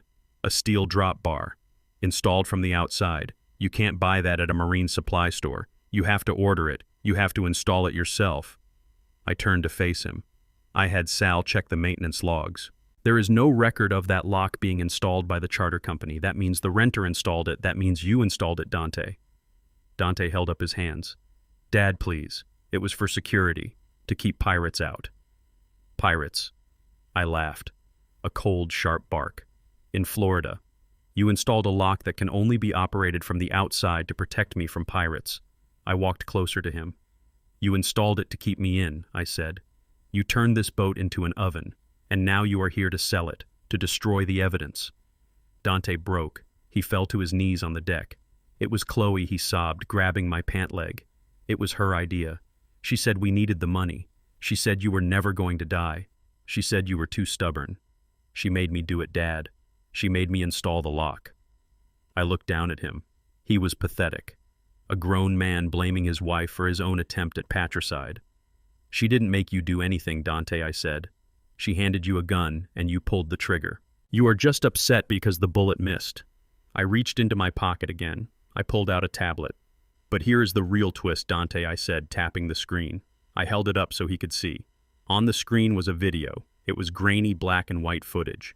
It showed the deck of the Silver King. It showed Dante standing by the cabin door. It showed him sliding the steel bolt into place. It showed him pausing, listening to me banging on the inside. And then it showed him walking away. Dante stared at the screen. Where did you get that?" he whispered. I tapped the side of the boat. "This is a luxury yacht, Dante," I said. "It comes equipped with a security system. Dash cams, stern cams, deck cams. They upload to the cloud every hour." I lowered the tablet. "You forgot to disable the cameras, son. You were so focused on the heat that you forgot about the eyes." Dante covered his face with his hands. Oh God. "I have the footage," I said. "I have the rental agreement with your forged signature. I have the purchase order for the steel lock, which you bought on my credit card, by the way." Stupid. Very stupid. I leaned down close to his ear. "I own the crime scene, Dante. And I own the evidence." Dante looked up at me. His eyes were red and swollen. "Are you going to turn me in?" he asked. "Are you going to call the police?" I stood up and smoothed my jacket. "The police are for strangers, Dante," I said. "For you, I have something much worse in mind." I turned to Sal. "Get him off my boat, Sal. And tell the boys at the shop to strip this vessel. I want the cabin door removed and preserved. Wrap it in plastic. Mark it as Exhibit A." "You got it." "Mr. Holloway," Sal said, grabbing Dante by the arm and hauling him to his feet. "Dad, wait!" Dante screamed as Sal dragged him down the dock. "Dad, what are you going to do?" I looked at him one last time. "I am going to let you go home, Dante," I said. "I am going to let you go back to Chloe. I want you to tell her that the boat is gone. I want you to tell her that I own the company. And I want you to tell her that I have the video." Dante struggled, but Sal's grip was iron. "Why?" he yelled. "Why tell her?" "Because I want to watch you eat each other," I said. I turned my back on him. I walked to the bow of the boat. I looked out at the ocean. The heat was rising. It was going to be another scorcher today. But I didn't feel the heat anymore. I felt the cold precision of justice. "Run home, Dante," I whispered to the wind. "Run home and tell your wife that the trap has snapped shut, and you are both inside." I heard the sound of Dante's car peeling out of the parking lot. He was running. He was terrified. I took a deep breath of the salt air. The evidence was secured. The yacht was mine. Now it was time to pull the financial trigger. I took out my phone and dialed Vance. "Execute the freeze," I said. "What about the accounts?" Vance asked. "Freeze them all," I said. "Every dime. Every penny. Cut off the credit cards. Cancel the fuel cards. Even the family Netflix account." "You want them in the dark?" Vance asked. "I want them in the Stone Age," I said. I hung up. I walked off the boat, my cane tapping a victory march on the wooden planks. The water lapped gently against the hull of the Silver King. It sounded like applause. I got into my car and drove away, leaving the marina behind. The net was tight, the fish were thrashing, and I was just getting started. You know the saying about rats deserting a sinking ship? They do not say goodbye to the captain. They do not help the other passengers. They just run. They scramble over each other, clawing and biting to get to the last piece of dry wood before the water swallows them whole. I was sitting in my living room watching the two biggest rats I had ever known panic. Chloe had a plan. I knew she had a plan because I had been monitoring her internet search history for the last 48 hours. While Dante was out at the marina getting humiliated by my new employees, Chloe was packing. Not clothes, not toiletries. She was packing the liquid assets. She had a bag hidden in the back of her closet, a go bag. Inside was her passport, a burner phone, and the account numbers for the joint savings account where she had been stashing the money she siphoned off my estate. She thought she was clever. She thought that while Dante was dealing with the boat, she would slip away to the bank, make a withdrawal, and catch a flight to the Caymans before the police realized the accident was a felony. She didn't care about Dante. She didn't care about the Miami villa anymore. She just wanted to survive. I watched her leave the house at 9 a.m. She was wearing a scarf over her head and big sunglasses like some discount movie star trying to be incognito. She drove her Mercedes like she was qualifying for NASCAR, speeding out of the driveway without even looking back at the house she had poisoned me to inherit. She headed straight for the First National Bank downtown. I took a sip of my iced tea. It was cold, sweet. The condensation dripped down the glass onto my hand. It was a beautiful sensation. I wasn't worried. I wasn't rushing to stop her. I had already made a phone call. You see, in the logistics business, you make friends. And in the Navy, you make brothers. One of my brothers from the old days works in a very quiet, windowless office at the Department of Homeland Security. We served on the same carrier group in the Gulf. I saved his life once during a fire below decks. He owes me. I called him yesterday. I told him I had concerns about some irregularities in my family's finances, specifically regarding my son's heavy involvement in unregulated cryptocurrency exchanges and offshore NFT markets. I suggested that perhaps some of those transactions looked a lot like money laundering, maybe even financing for groups that the United States government does not like very much. My friend didn't ask for proof. He just asked for the account numbers. So while Chloe was speeding toward the bank, thinking she was about to withdraw $200,000 in cash, a red flag was popping up on a server in Washington, D.C., a flag that freezes assets faster than liquid nitrogen. I imagined the scene inside the bank. I could see it as clearly as if I were standing there. Chloe walking up to the teller, the forced smile, the shaking hands. "I need to make a withdrawal," she would say, sliding the slip across the marble counter. All of it, cash. The teller would type in the account number. She would smile politely, then her face would change. The smile would drop. She would look at the screen and blink. "One moment, Mrs. Holloway," she would say. She would press a silent button under the desk. Chloe would tap her nails on the counter. Click, click, click. She would check her watch. She would look at the door. Then the manager would come out. He wouldn't invite her into his office. He would stand behind the glass partition. "I am sorry, Mrs. Holloway," he would say loud enough for the security guard to hear. "We cannot process this transaction." "What do you mean?" Chloe would snap. "It is my money. I am a signatory on the account." "The account has been frozen," the manager would say. "By federal order." "Federal order," Chloe would whisper, the blood draining from her face. "Homeland Security," the manager would continue looking at her with suspicion. Section 311 of the Patriot Act. Suspicion of terrorist financing and money laundering through illicit cryptocurrency channels. Terrorist financing.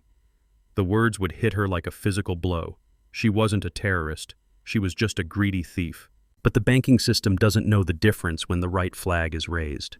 She would look around. She would see the security guard stepping forward. She would see the other customers staring. She wouldn't argue. She wouldn't ask to see the manager. She would run. She would grab her purse and sprint out of the lobby, her heels clattering on the floor, leaving her dignity and her money behind. I checked my watch. 10:30. She would be home in 20 minutes. And she would be furious. I went to the kitchen and refilled my tea. I added extra ice. The clinking sound was cheerful. Dante came home first. He walked in looking like a ghost. He had walked all the way from the marina because I had frozen his Uber account too. His shirt was soaked with sweat. His face was red and peeling. He slumped onto the sofa, staring at the wall. He didn't see me sitting in the armchair in the corner. I was part of the furniture now, the silent observer. Then the front door banged open. Chloe stormed in. She wasn't wearing the scarf anymore. Her hair was wild. Her eyes were manic. She looked like a woman who had looked into the abyss and found it staring back. She saw Dante.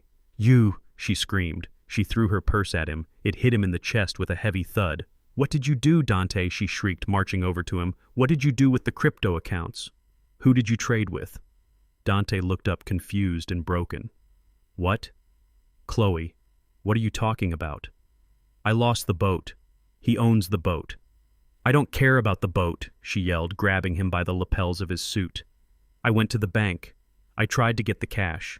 The emergency money. It is gone, Dante. It is frozen." "Frozen," Dante repeated. "Terrorist financing," she screamed, shaking him. "The bank manager said terrorist financing. He said Homeland Security frozen the assets because of your stupid monkey pictures. You idiot, you moron. Who were you dealing with? Were you laundering money for the cartel? Were you sending money to insurgents?" Dante pushed her away. No, I swear. It was just pump and dump schemes, just regular scams. I didn't do anything with terrorists."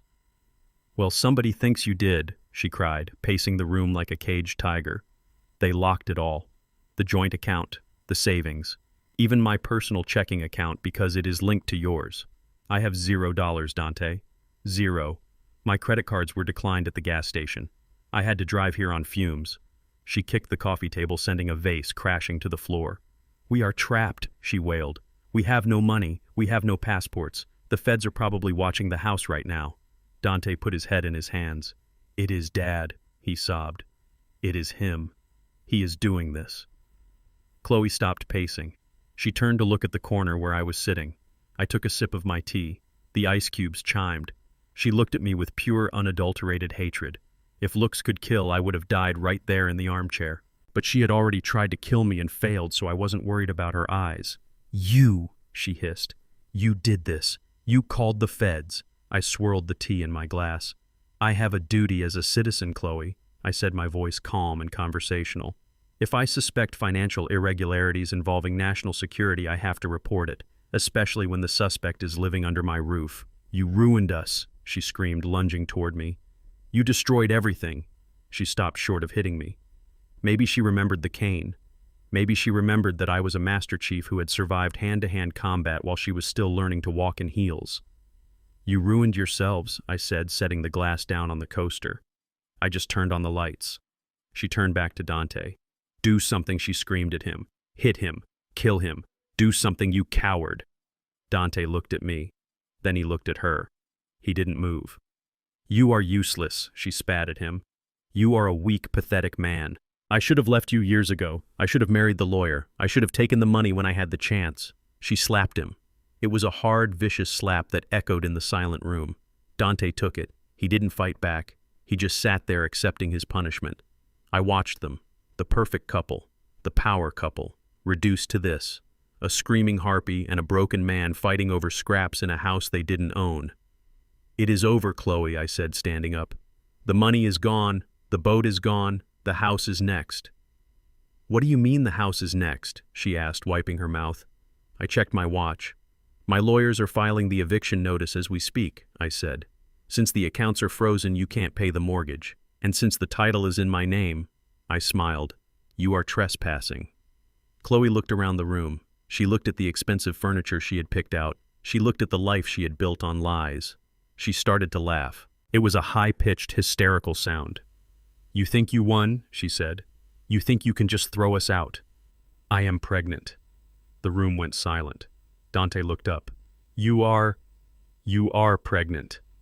"Yes," Chloe lied, her eyes darting around the room. "I took a test this morning. That is why I went to the bank. I wanted to secure our future. For the baby." She looked at me, a smug smile forming on her lips. "You can't evict a pregnant woman, Marcus. It is illegal. You can't throw your grandchild onto the street. The courts won't allow it. The press will eat you alive." I looked at her stomach. I looked at her face. I reached into my pocket. I pulled out a piece of paper. It wasn't a bank statement. It was a medical report. "I anticipated this," I said, unfolding the paper. "What is that?" she asked, her smile faltering. "This is a report from Dr. Evans," I said. "My personal physician, the one who treats the whole family."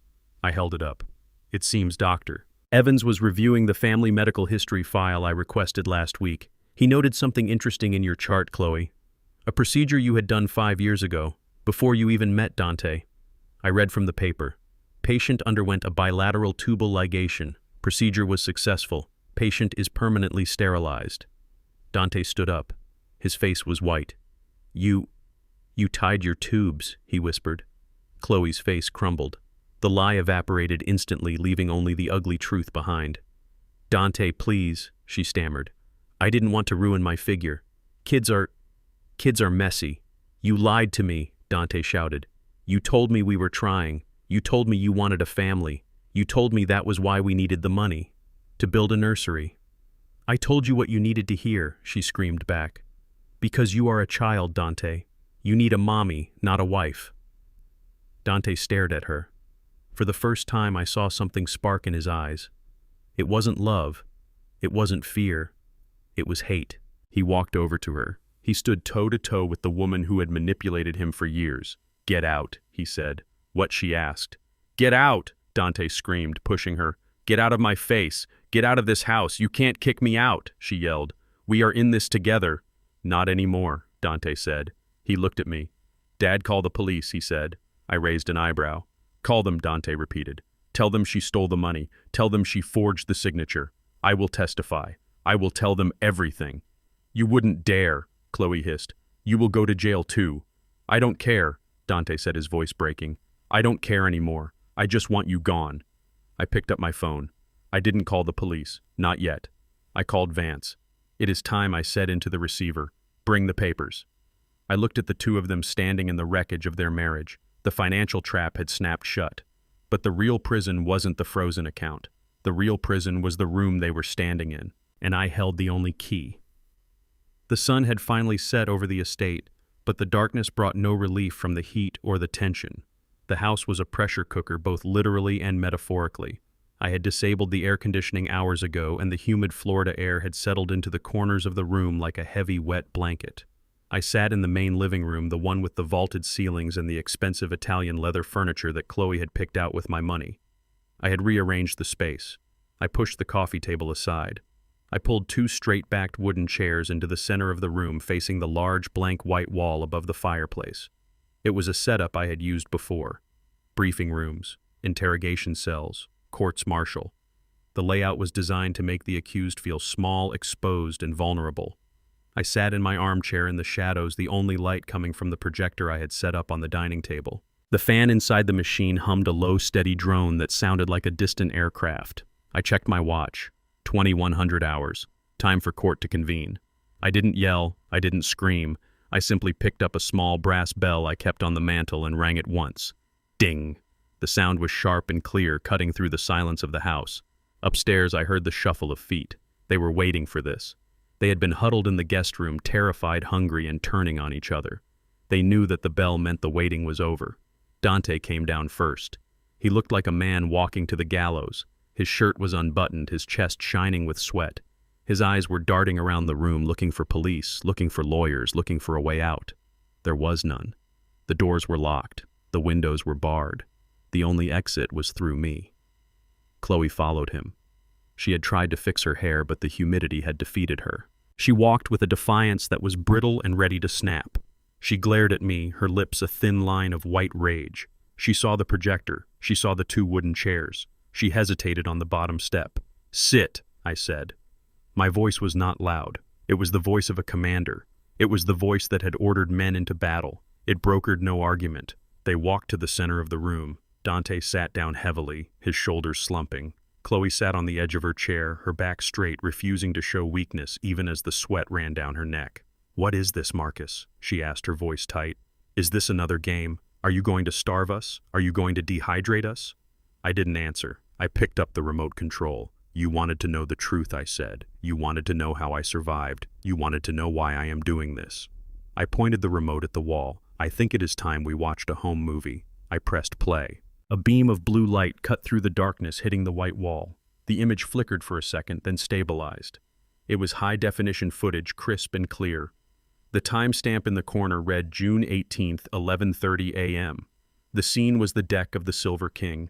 The camera angle was wide, capturing the stern, the cabin door, and the endless blue horizon. Dante gasped. He recognized it instantly. He put his hands over his mouth. On the screen, a younger version of Dante walked into the frame. He looked nervous. He was looking over his shoulder, checking to make sure the coast was clear. He held a heavy steel bar in his hands. I watched the real Dante in the chair. He was shaking his head, tears streaming down his face. "No," he whispered. "Turn it off. Please, Dad, turn it off." I didn't turn it off. I turned the volume up. On the screen, Dante slid the bar into the brackets across the cabin door. The sound of metal on metal rang out through the speakers, amplified in the silent living room. Clack. Thud. Then Chloe walked into the frame. She was wearing her bikini and holding a drink. She looked relaxed. She looked happy. She walked up to Dante, who was standing by the locked door looking sick. She put a hand on his chest. I watched the real Chloe in the chair. She went pale. She leaned forward, staring at her own image. On the screen, the digital Chloe smiled. It was a cruel, predatory smile. "Is it done?" she asked. Digital Dante nodded. "He is in there. The AC is cut. The power is out." "Good," Digital Chloe said, taking a sip of her drink. "Let him cook." The real Dante let out a sob. The real Chloe gripped the arms of her chair so hard her knuckles turned white. But the video wasn't over. On the screen, Dante looked at the door. "What if he wakes up?" he asked. "What if he screams?" "Let him scream," Chloe laughed. "The ocean is loud, baby. Nobody can hear an old man dying in a box." She leaned closer to the door, listening. She tapped on the metal with her fingernails.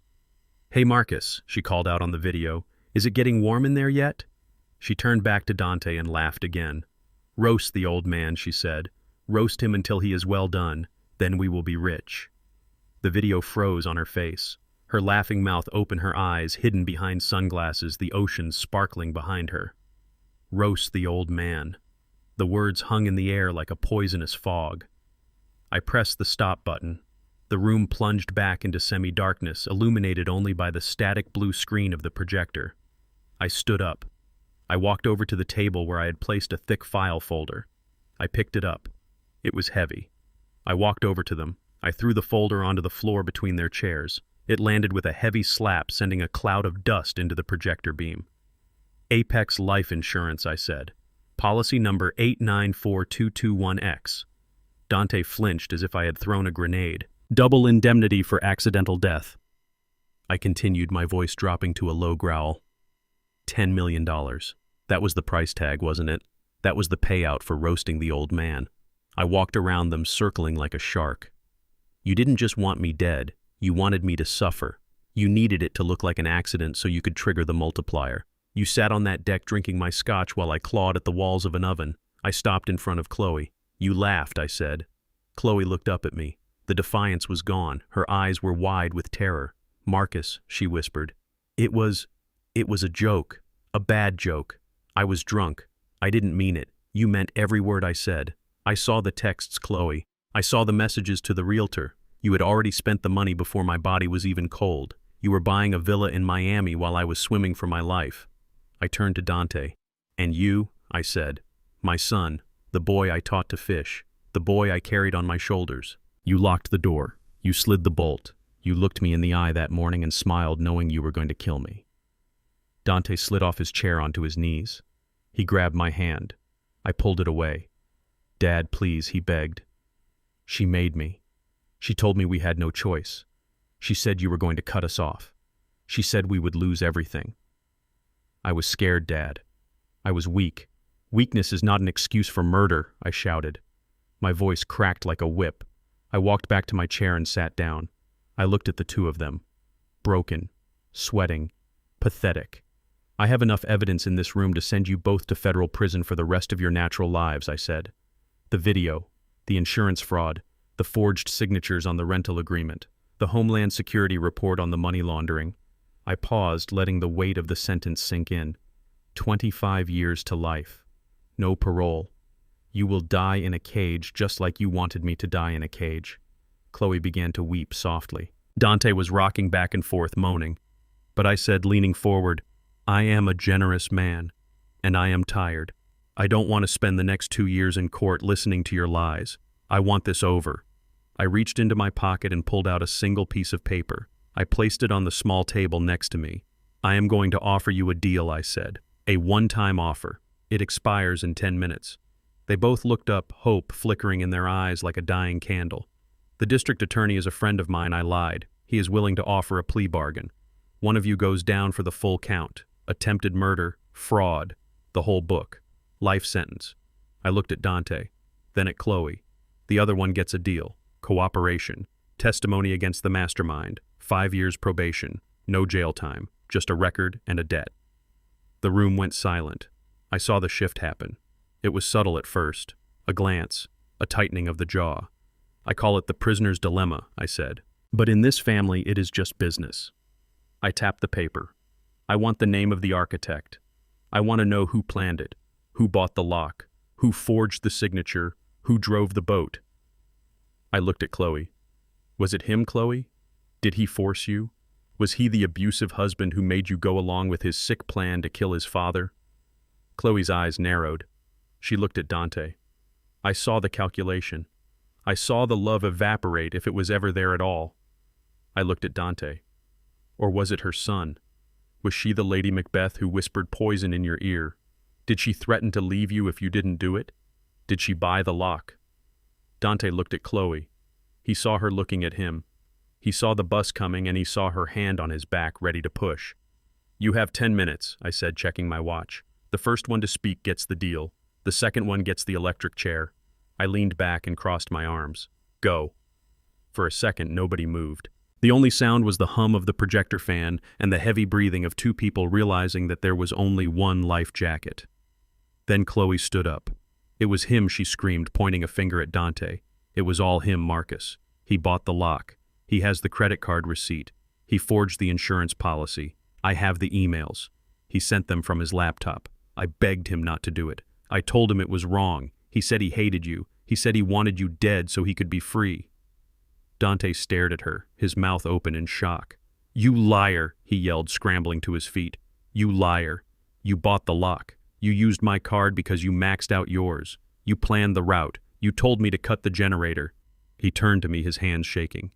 "Dad, she is lying. It was her idea from the start. She found the insurance policy. She forged your signature. She practiced it for weeks. I have the practice sheets.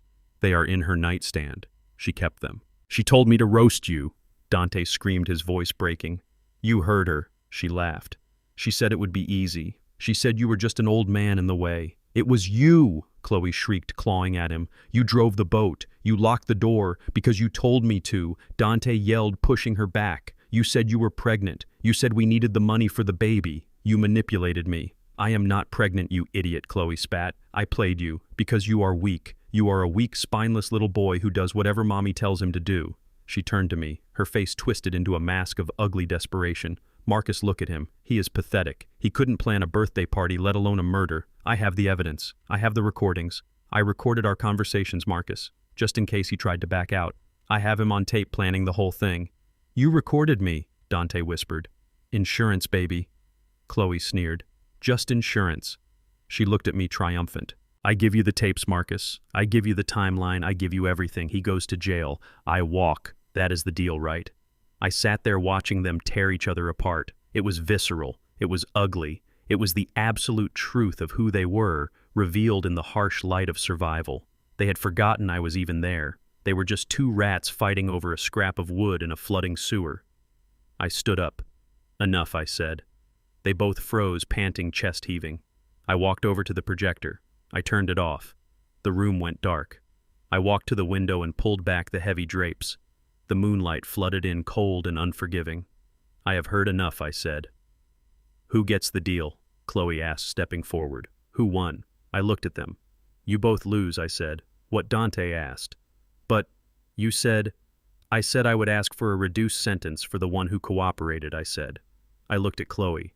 You admitted to conspiracy. You admitted to recording the planning of a murder. You admitted to knowledge of the crime. I looked at Dante. And you admitted to the physical act. You admitted to locking the door. I picked up the paper from the table. It wasn't a plea deal. It was a blank sheet of paper. There is no deal, I said. I lied. Their faces went white. You can't do that, Chloe screamed. You promised. I promised you a chance to clear your conscience, I said. Instead, you just proved that you are both monsters. You sold each other out in less than 30 seconds. There is no loyalty here. There is no love. There is just greed and fear.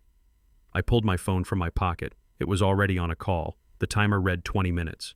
Did you get all that, Vance? I asked. Loud and clear, Mac Vance's voice came through the speakerphone.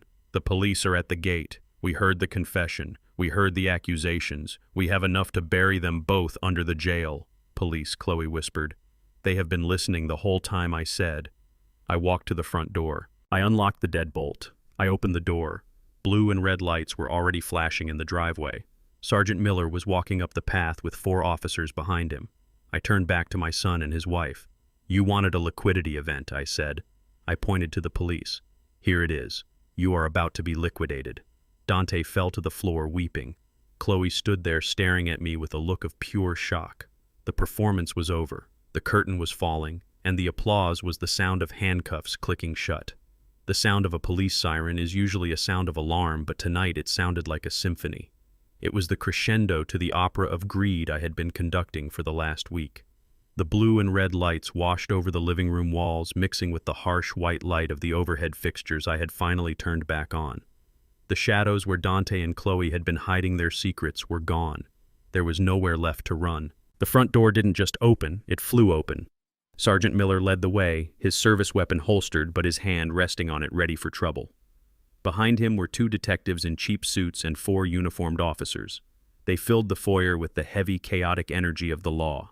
They didn't look like guests. They looked like the cleaners I had called to remove the garbage. Dante scrambled backward crab walking across my Persian rug until his back hit the fireplace. He was hyperventilating his chest, heaving his face a mask of absolute terror. He looked from me to the police and back again, trying to process that the nightmare wasn't waking up, it was just getting started. Chloe stood her ground for a second longer. She smoothed her dress. She raised her chin. She tried to summon the arrogance that had carried her through 30 years of manipulation, but I saw her hands shaking. I saw the way her eyes darted to the side door, calculating a sprint that she knew she couldn't make in those heels. Miller stepped into the center of the room. He looked at me and nodded a silent acknowledgement of the signal I had sent via Vance. Then he turned his attention to the 2 people cowering before him. Dante Holloway and Chloe Holloway. Miller boomed, his voice filling the vaulted ceiling. You are under arrest. On what charges? Chloe shrieked. Her voice was shrill, painful to hear. This is a domestic dispute. My father-in-law is senile. He is holding us hostage. You should be arresting him. Miller didn't blink. He pulled a folded paper from his jacket pocket. We have a warrant signed by Judge Patterson, he said calmly, based on digital evidence audio recordings provided by Mr. Marcus Holloway and the sworn testimony of your rental agent. He took a step closer. "You are being charged with attempted murder in the first degree, conspiracy to commit wire fraud, insurance fraud, grand larceny, and aggravated elder abuse." "Elder abuse?" Chloe scoffed. "We take care of him." Miller looked at the sweat soaking her dress. He looked at the blocked windows. He looked at the thermostat that I had finally reset but still read 85 degrees. "It looks like you were trying to cook him," Miller said dryly. "Officer, take them into custody." The chaos that followed was ugly. It wasn't like the movies where the bad guys put their hands up and walk away with dignity. It was a brawl of desperation. Dante broke first. As the officer approached him with the cuffs, he lunged, not at the cop, but at Chloe. "You did this," he screamed, his voice raw and tearing at his throat. "You lied to me. You said we would be safe. You said he was dead." He grabbed her arm, digging his fingers in. "Tell them," Dante yelled, shaking her. "Tell them it was your plan. Tell them about the lock." Chloe screamed, clawing at his face. Her nails left red streaks down his cheek. "Get off me, you loser," she shrieked. "It was you. You drove the boat. You are the murderer. I just watched." The officers moved in. They pulled them apart. It took 2 men to hold Dante down as he thrashed, kicking at the furniture, kicking at the life he was losing. They forced his arms behind his back. I heard the sound. Click, click. The ratcheting sound of steel cuffs locking onto bone. It is a final sound. It is the sound of a door slamming shut that will not open again for a very long time. Dante stopped fighting the moment the metal touched his skin. He went limp. He collapsed onto the rug, weeping openly. Snot ran down his nose, mixing with the blood from Chloe's scratch. "Dad," he sobbed, burying his face in the carpet. "Dad, please. I am your son. Don't let them take me. I am scared. I can't go to jail. I am not built for jail." I stood by the mantel, leaning on my cane. I looked down at him. "You are right, Dante," I said quietly. "You aren't built for jail. You are built for country clubs and easy money. You are soft." I watched the officer haul him to his feet. "But you are going to learn to be hard," I said, "just like I had to learn when you locked me in that box." Chloe was a different story. When the officer grabbed her wrist, she didn't fight with her fists. She fought with the only weapon she had left, her lies.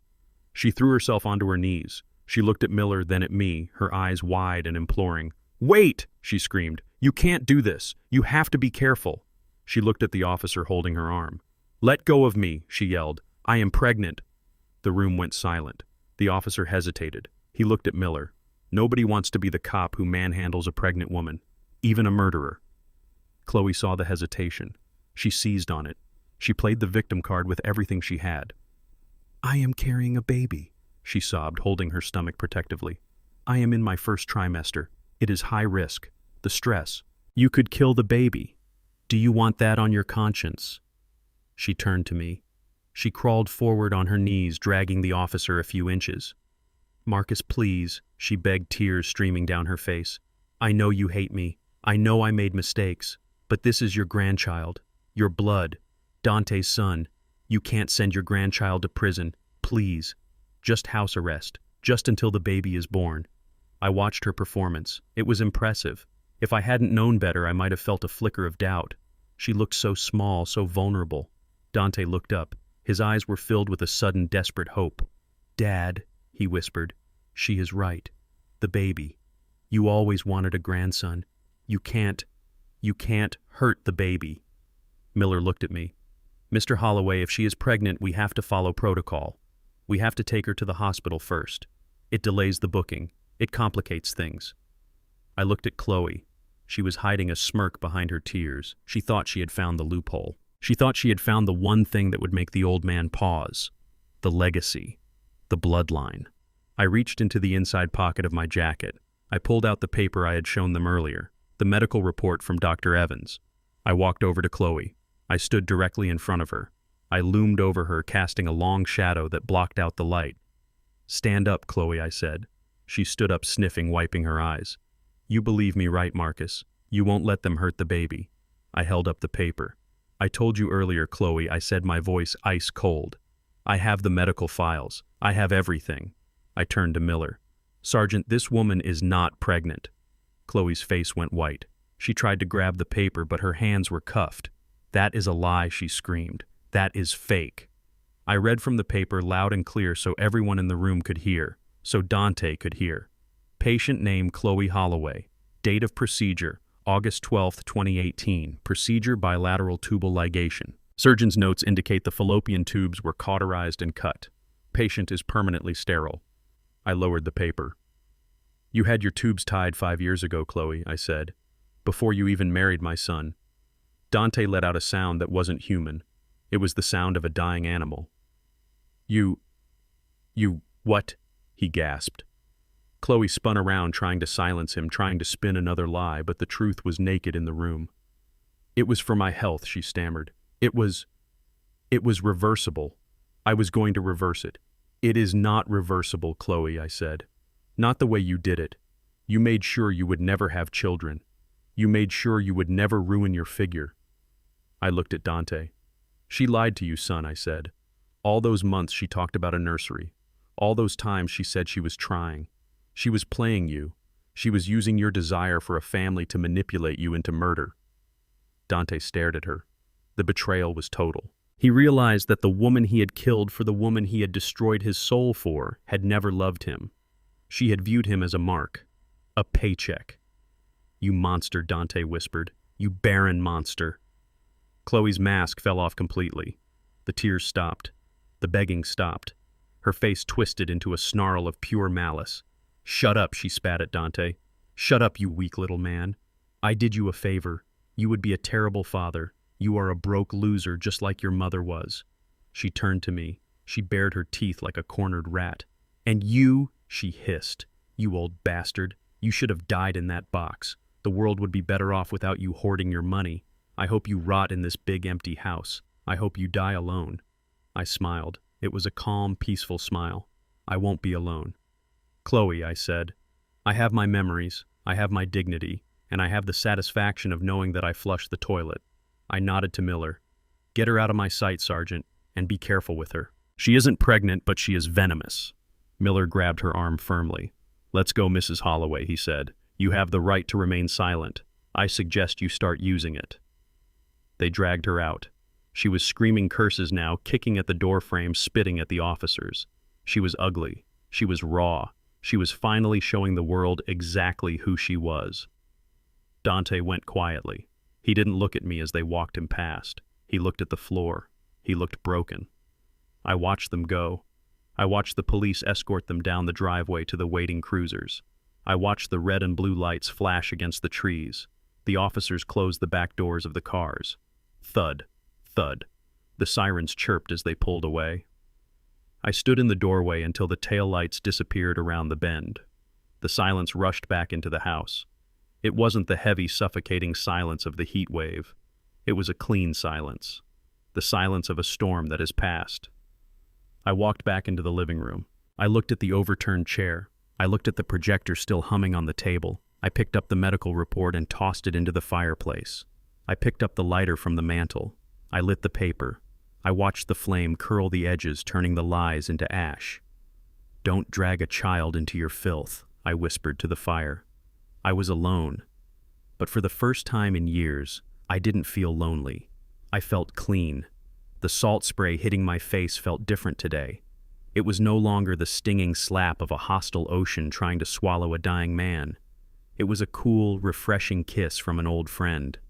I stood on the bow of my yacht, the teak deck vibrating gently beneath my feet as the engines hummed a steady, powerful rhythm. The boat cut through the Atlantic swells with the grace of a predator. The white fiberglass gleamed in the December sun. I walked to the railing and looked down at the name painted on the hull. 6 months ago, this vessel was called the Silver King. It was a rented trap, a floating oven designed to cook a father to death. But the Silver King was gone. I had bought the company, I had fired the staff, and I had stripped this boat down to its bones. I ripped out the carpets that smelled of my fear. I tore down the curtains I had used to survive, and most importantly, I took a blowtorch to the steel bar that had locked the cabin door. The boat was mine now, and I had renamed her, the Phoenix, because she had risen from the ashes of betrayal, and so had I. I wasn't wearing a suit today. I wasn't wearing a uniform. I was wearing a simple linen shirt and shorts. The scars on my back from the ventilation duct had faded to silvery lines. The skin on my face, which had peeled away after the heat wave, was tough and dark again. I looked younger than I had in years. Maybe it was the sea air, or maybe it was the lightness of having cut 200 pounds of dead weight out of my life. I held a small wooden box in my hands. It was made of cedar. It smelled of memories. Inside this box was not a body. It was a ghost. I opened the lid. Inside was a pile of ash and charred fragments. Last night I had built a fire in the pit in my backyard. I had gone into the attic. I had pulled down the boxes labeled Dante. I found his Little League participation trophies, the ones he got just for showing up, even though he spent most of the games complaining about the sun. I found his college acceptance letter, the one I had paid a consultant $50,000 to secure because his grades were mediocre. I found the first Father's Day card he ever made me, the one where he spelled my name wrong. I threw them all into the fire. I watched them burn. I watched the plastic trophies melt into toxic slag. I watched the paper turn to black butterflies that floated up into the night. It wasn't an act of hate. Hate is too hot. Hate implies passion. This was an act of sanitation. I was cleaning house. Now I stood over the water holding the last of the ash. I reached into the box. I grabbed a handful of the gray dust. It felt gritty, like the sand I had washed up on. "Goodbye, Dante," I whispered. I opened my hand. The wind caught the ash. It swirled for a moment, a small gray cloud against the brilliant blue of the sky, and then it scattered into the wake. The ocean swallowed it without a ripple. I did it again, and again, until the box was empty. I dusted off my hands. I didn't feel sad. I didn't feel a sense of loss. I felt the click of a lock finally opening. I turned around. Sitting in the captain's chair holding a cold beer was Vance. He had come along for the ride. He was the only family I had left. "Is it done?" Vance asked, looking at the empty box. "It is done," I said. "The nursery is closed." Vance nodded. He reached into his briefcase, which looked out of place on a boat, but Vance never went anywhere without paperwork. "I have the final drafts of the trust, Mac," he said. "Just need your signature." I walked over. I took the pen. I looked at the document, the Holloway Foundation for Homeless Veterans. It was a simple document, but it carried the weight of an empire. It stated that upon my death, or sooner if I chose, every single asset I owned, my company, my real estate, my stocks, my liquidity, would be transferred to the foundation. Every penny would go to building housing for men and women who had served their country and come back to nothing. Men who knew the value of loyalty. Men who had sweated in deserts and jungles not for an inheritance but for a flag. I signed my name, Marcus T. Holloway. The signature was bold and unwavering. And the specific bequests, Vance asked, tapping the bottom of the page. I looked at the clause. It was my favorite part. "To my son Dante Holloway and his wife Chloe Holloway, currently residing in the Federal Correctional Institution, I leave the sum of $1 each." Vance smiled a small, dry smile. $1 Mac. "The judge might think you are being petty." "It is not petty, Vance," I said, capping the pen. "It is practical." "Practical how?" "A stamp costs 68 cents, I said. "I want them to have enough money to buy an envelope and a stamp." "So they can write you an apology?" Vance asked. "No," I said, looking out at the horizon. "So they can write to each other, because nobody else is going to answer their letters." I thought about them sitting in their cells. Dante had taken a plea deal. 20 years. He had cried during the sentencing, begging the judge for leniency, claiming he was manipulated. The judge, a stern woman who didn't like men who tried to kill their fathers, gave him the maximum allowed under the plea. He would be 58 when he got out. He would be an old man with soft hands and a felony record. Chloe had fought. She went to trial. She thought she could charm the jury. She thought she could cry her way out of it. But the prosecutor played the tapes. He showed the video of her laughing on the deck. He showed the medical records proving she lied about the baby. The jury deliberated for less than an hour. Guilty on all counts. 25 years. She screamed as they dragged her away. She blamed Dante. She blamed me. She blamed the world. She never once blamed herself. I took the beer Vance offered me. It was cold. It tasted of hops and freedom. I walked back to the railing. The sun was setting now, painting the sky in shades of purple and gold. It was the same view I had seen from the water when I was swimming for my life. But now I was above the waves. I thought about the journey, the heat, the darkness, the betrayal. It had broken my heart, yes, but it had saved my soul. If Dante hadn't locked me in that cabin, I might have died in my sleep a year from now, leaving everything to a son who despised me. I might have let my legacy be squandered on villas and gambling. I might have gone to my grave thinking I was loved. The truth is a painful medicine, but it cures the disease. I took a sip of beer. I looked at the wake of the Phoenix. The white foam churned and faded, disappearing into the vast blue history of the ocean. "We are clear, Vance," I said. Vance raised his bottle. "To clear waters, Mac." I turned the wheel. The Phoenix banked sharply, heading back toward the shore. Toward the future. Toward the work I still had to do. I wasn't just a survivor. I was a builder. And now I was going to build something that would last longer than blood. I looked directly at you, the viewer. The one who has followed me from the locked cabin to the open sea. They say blood is thicker than water, but greed acts like a thinner that dissolves even the strongest bonds. My son thought he could discard me like broken cargo, forgetting that I spent a lifetime navigating storms he couldn't even imagine. I didn't survive the heat to seek revenge. I survived to ensure justice. If you raise a child without teaching them the value of earning their way, don't be surprised when they try to steal yours. Protect your neck, secure your legacy, and never turn your back on the ocean or a greedy heir. If you enjoyed this ride on the Phoenix, do me a favor. Smash that like button like I smashed the lock on this cabin door. Subscribe to the channel for more stories of justice served cold. And tell me in the comments below, would you have left them the dollar or would you have left them nothing at all? I will be reading your answers from the deck. Until next time, stay vigilant and keep your head on a swivel. Out.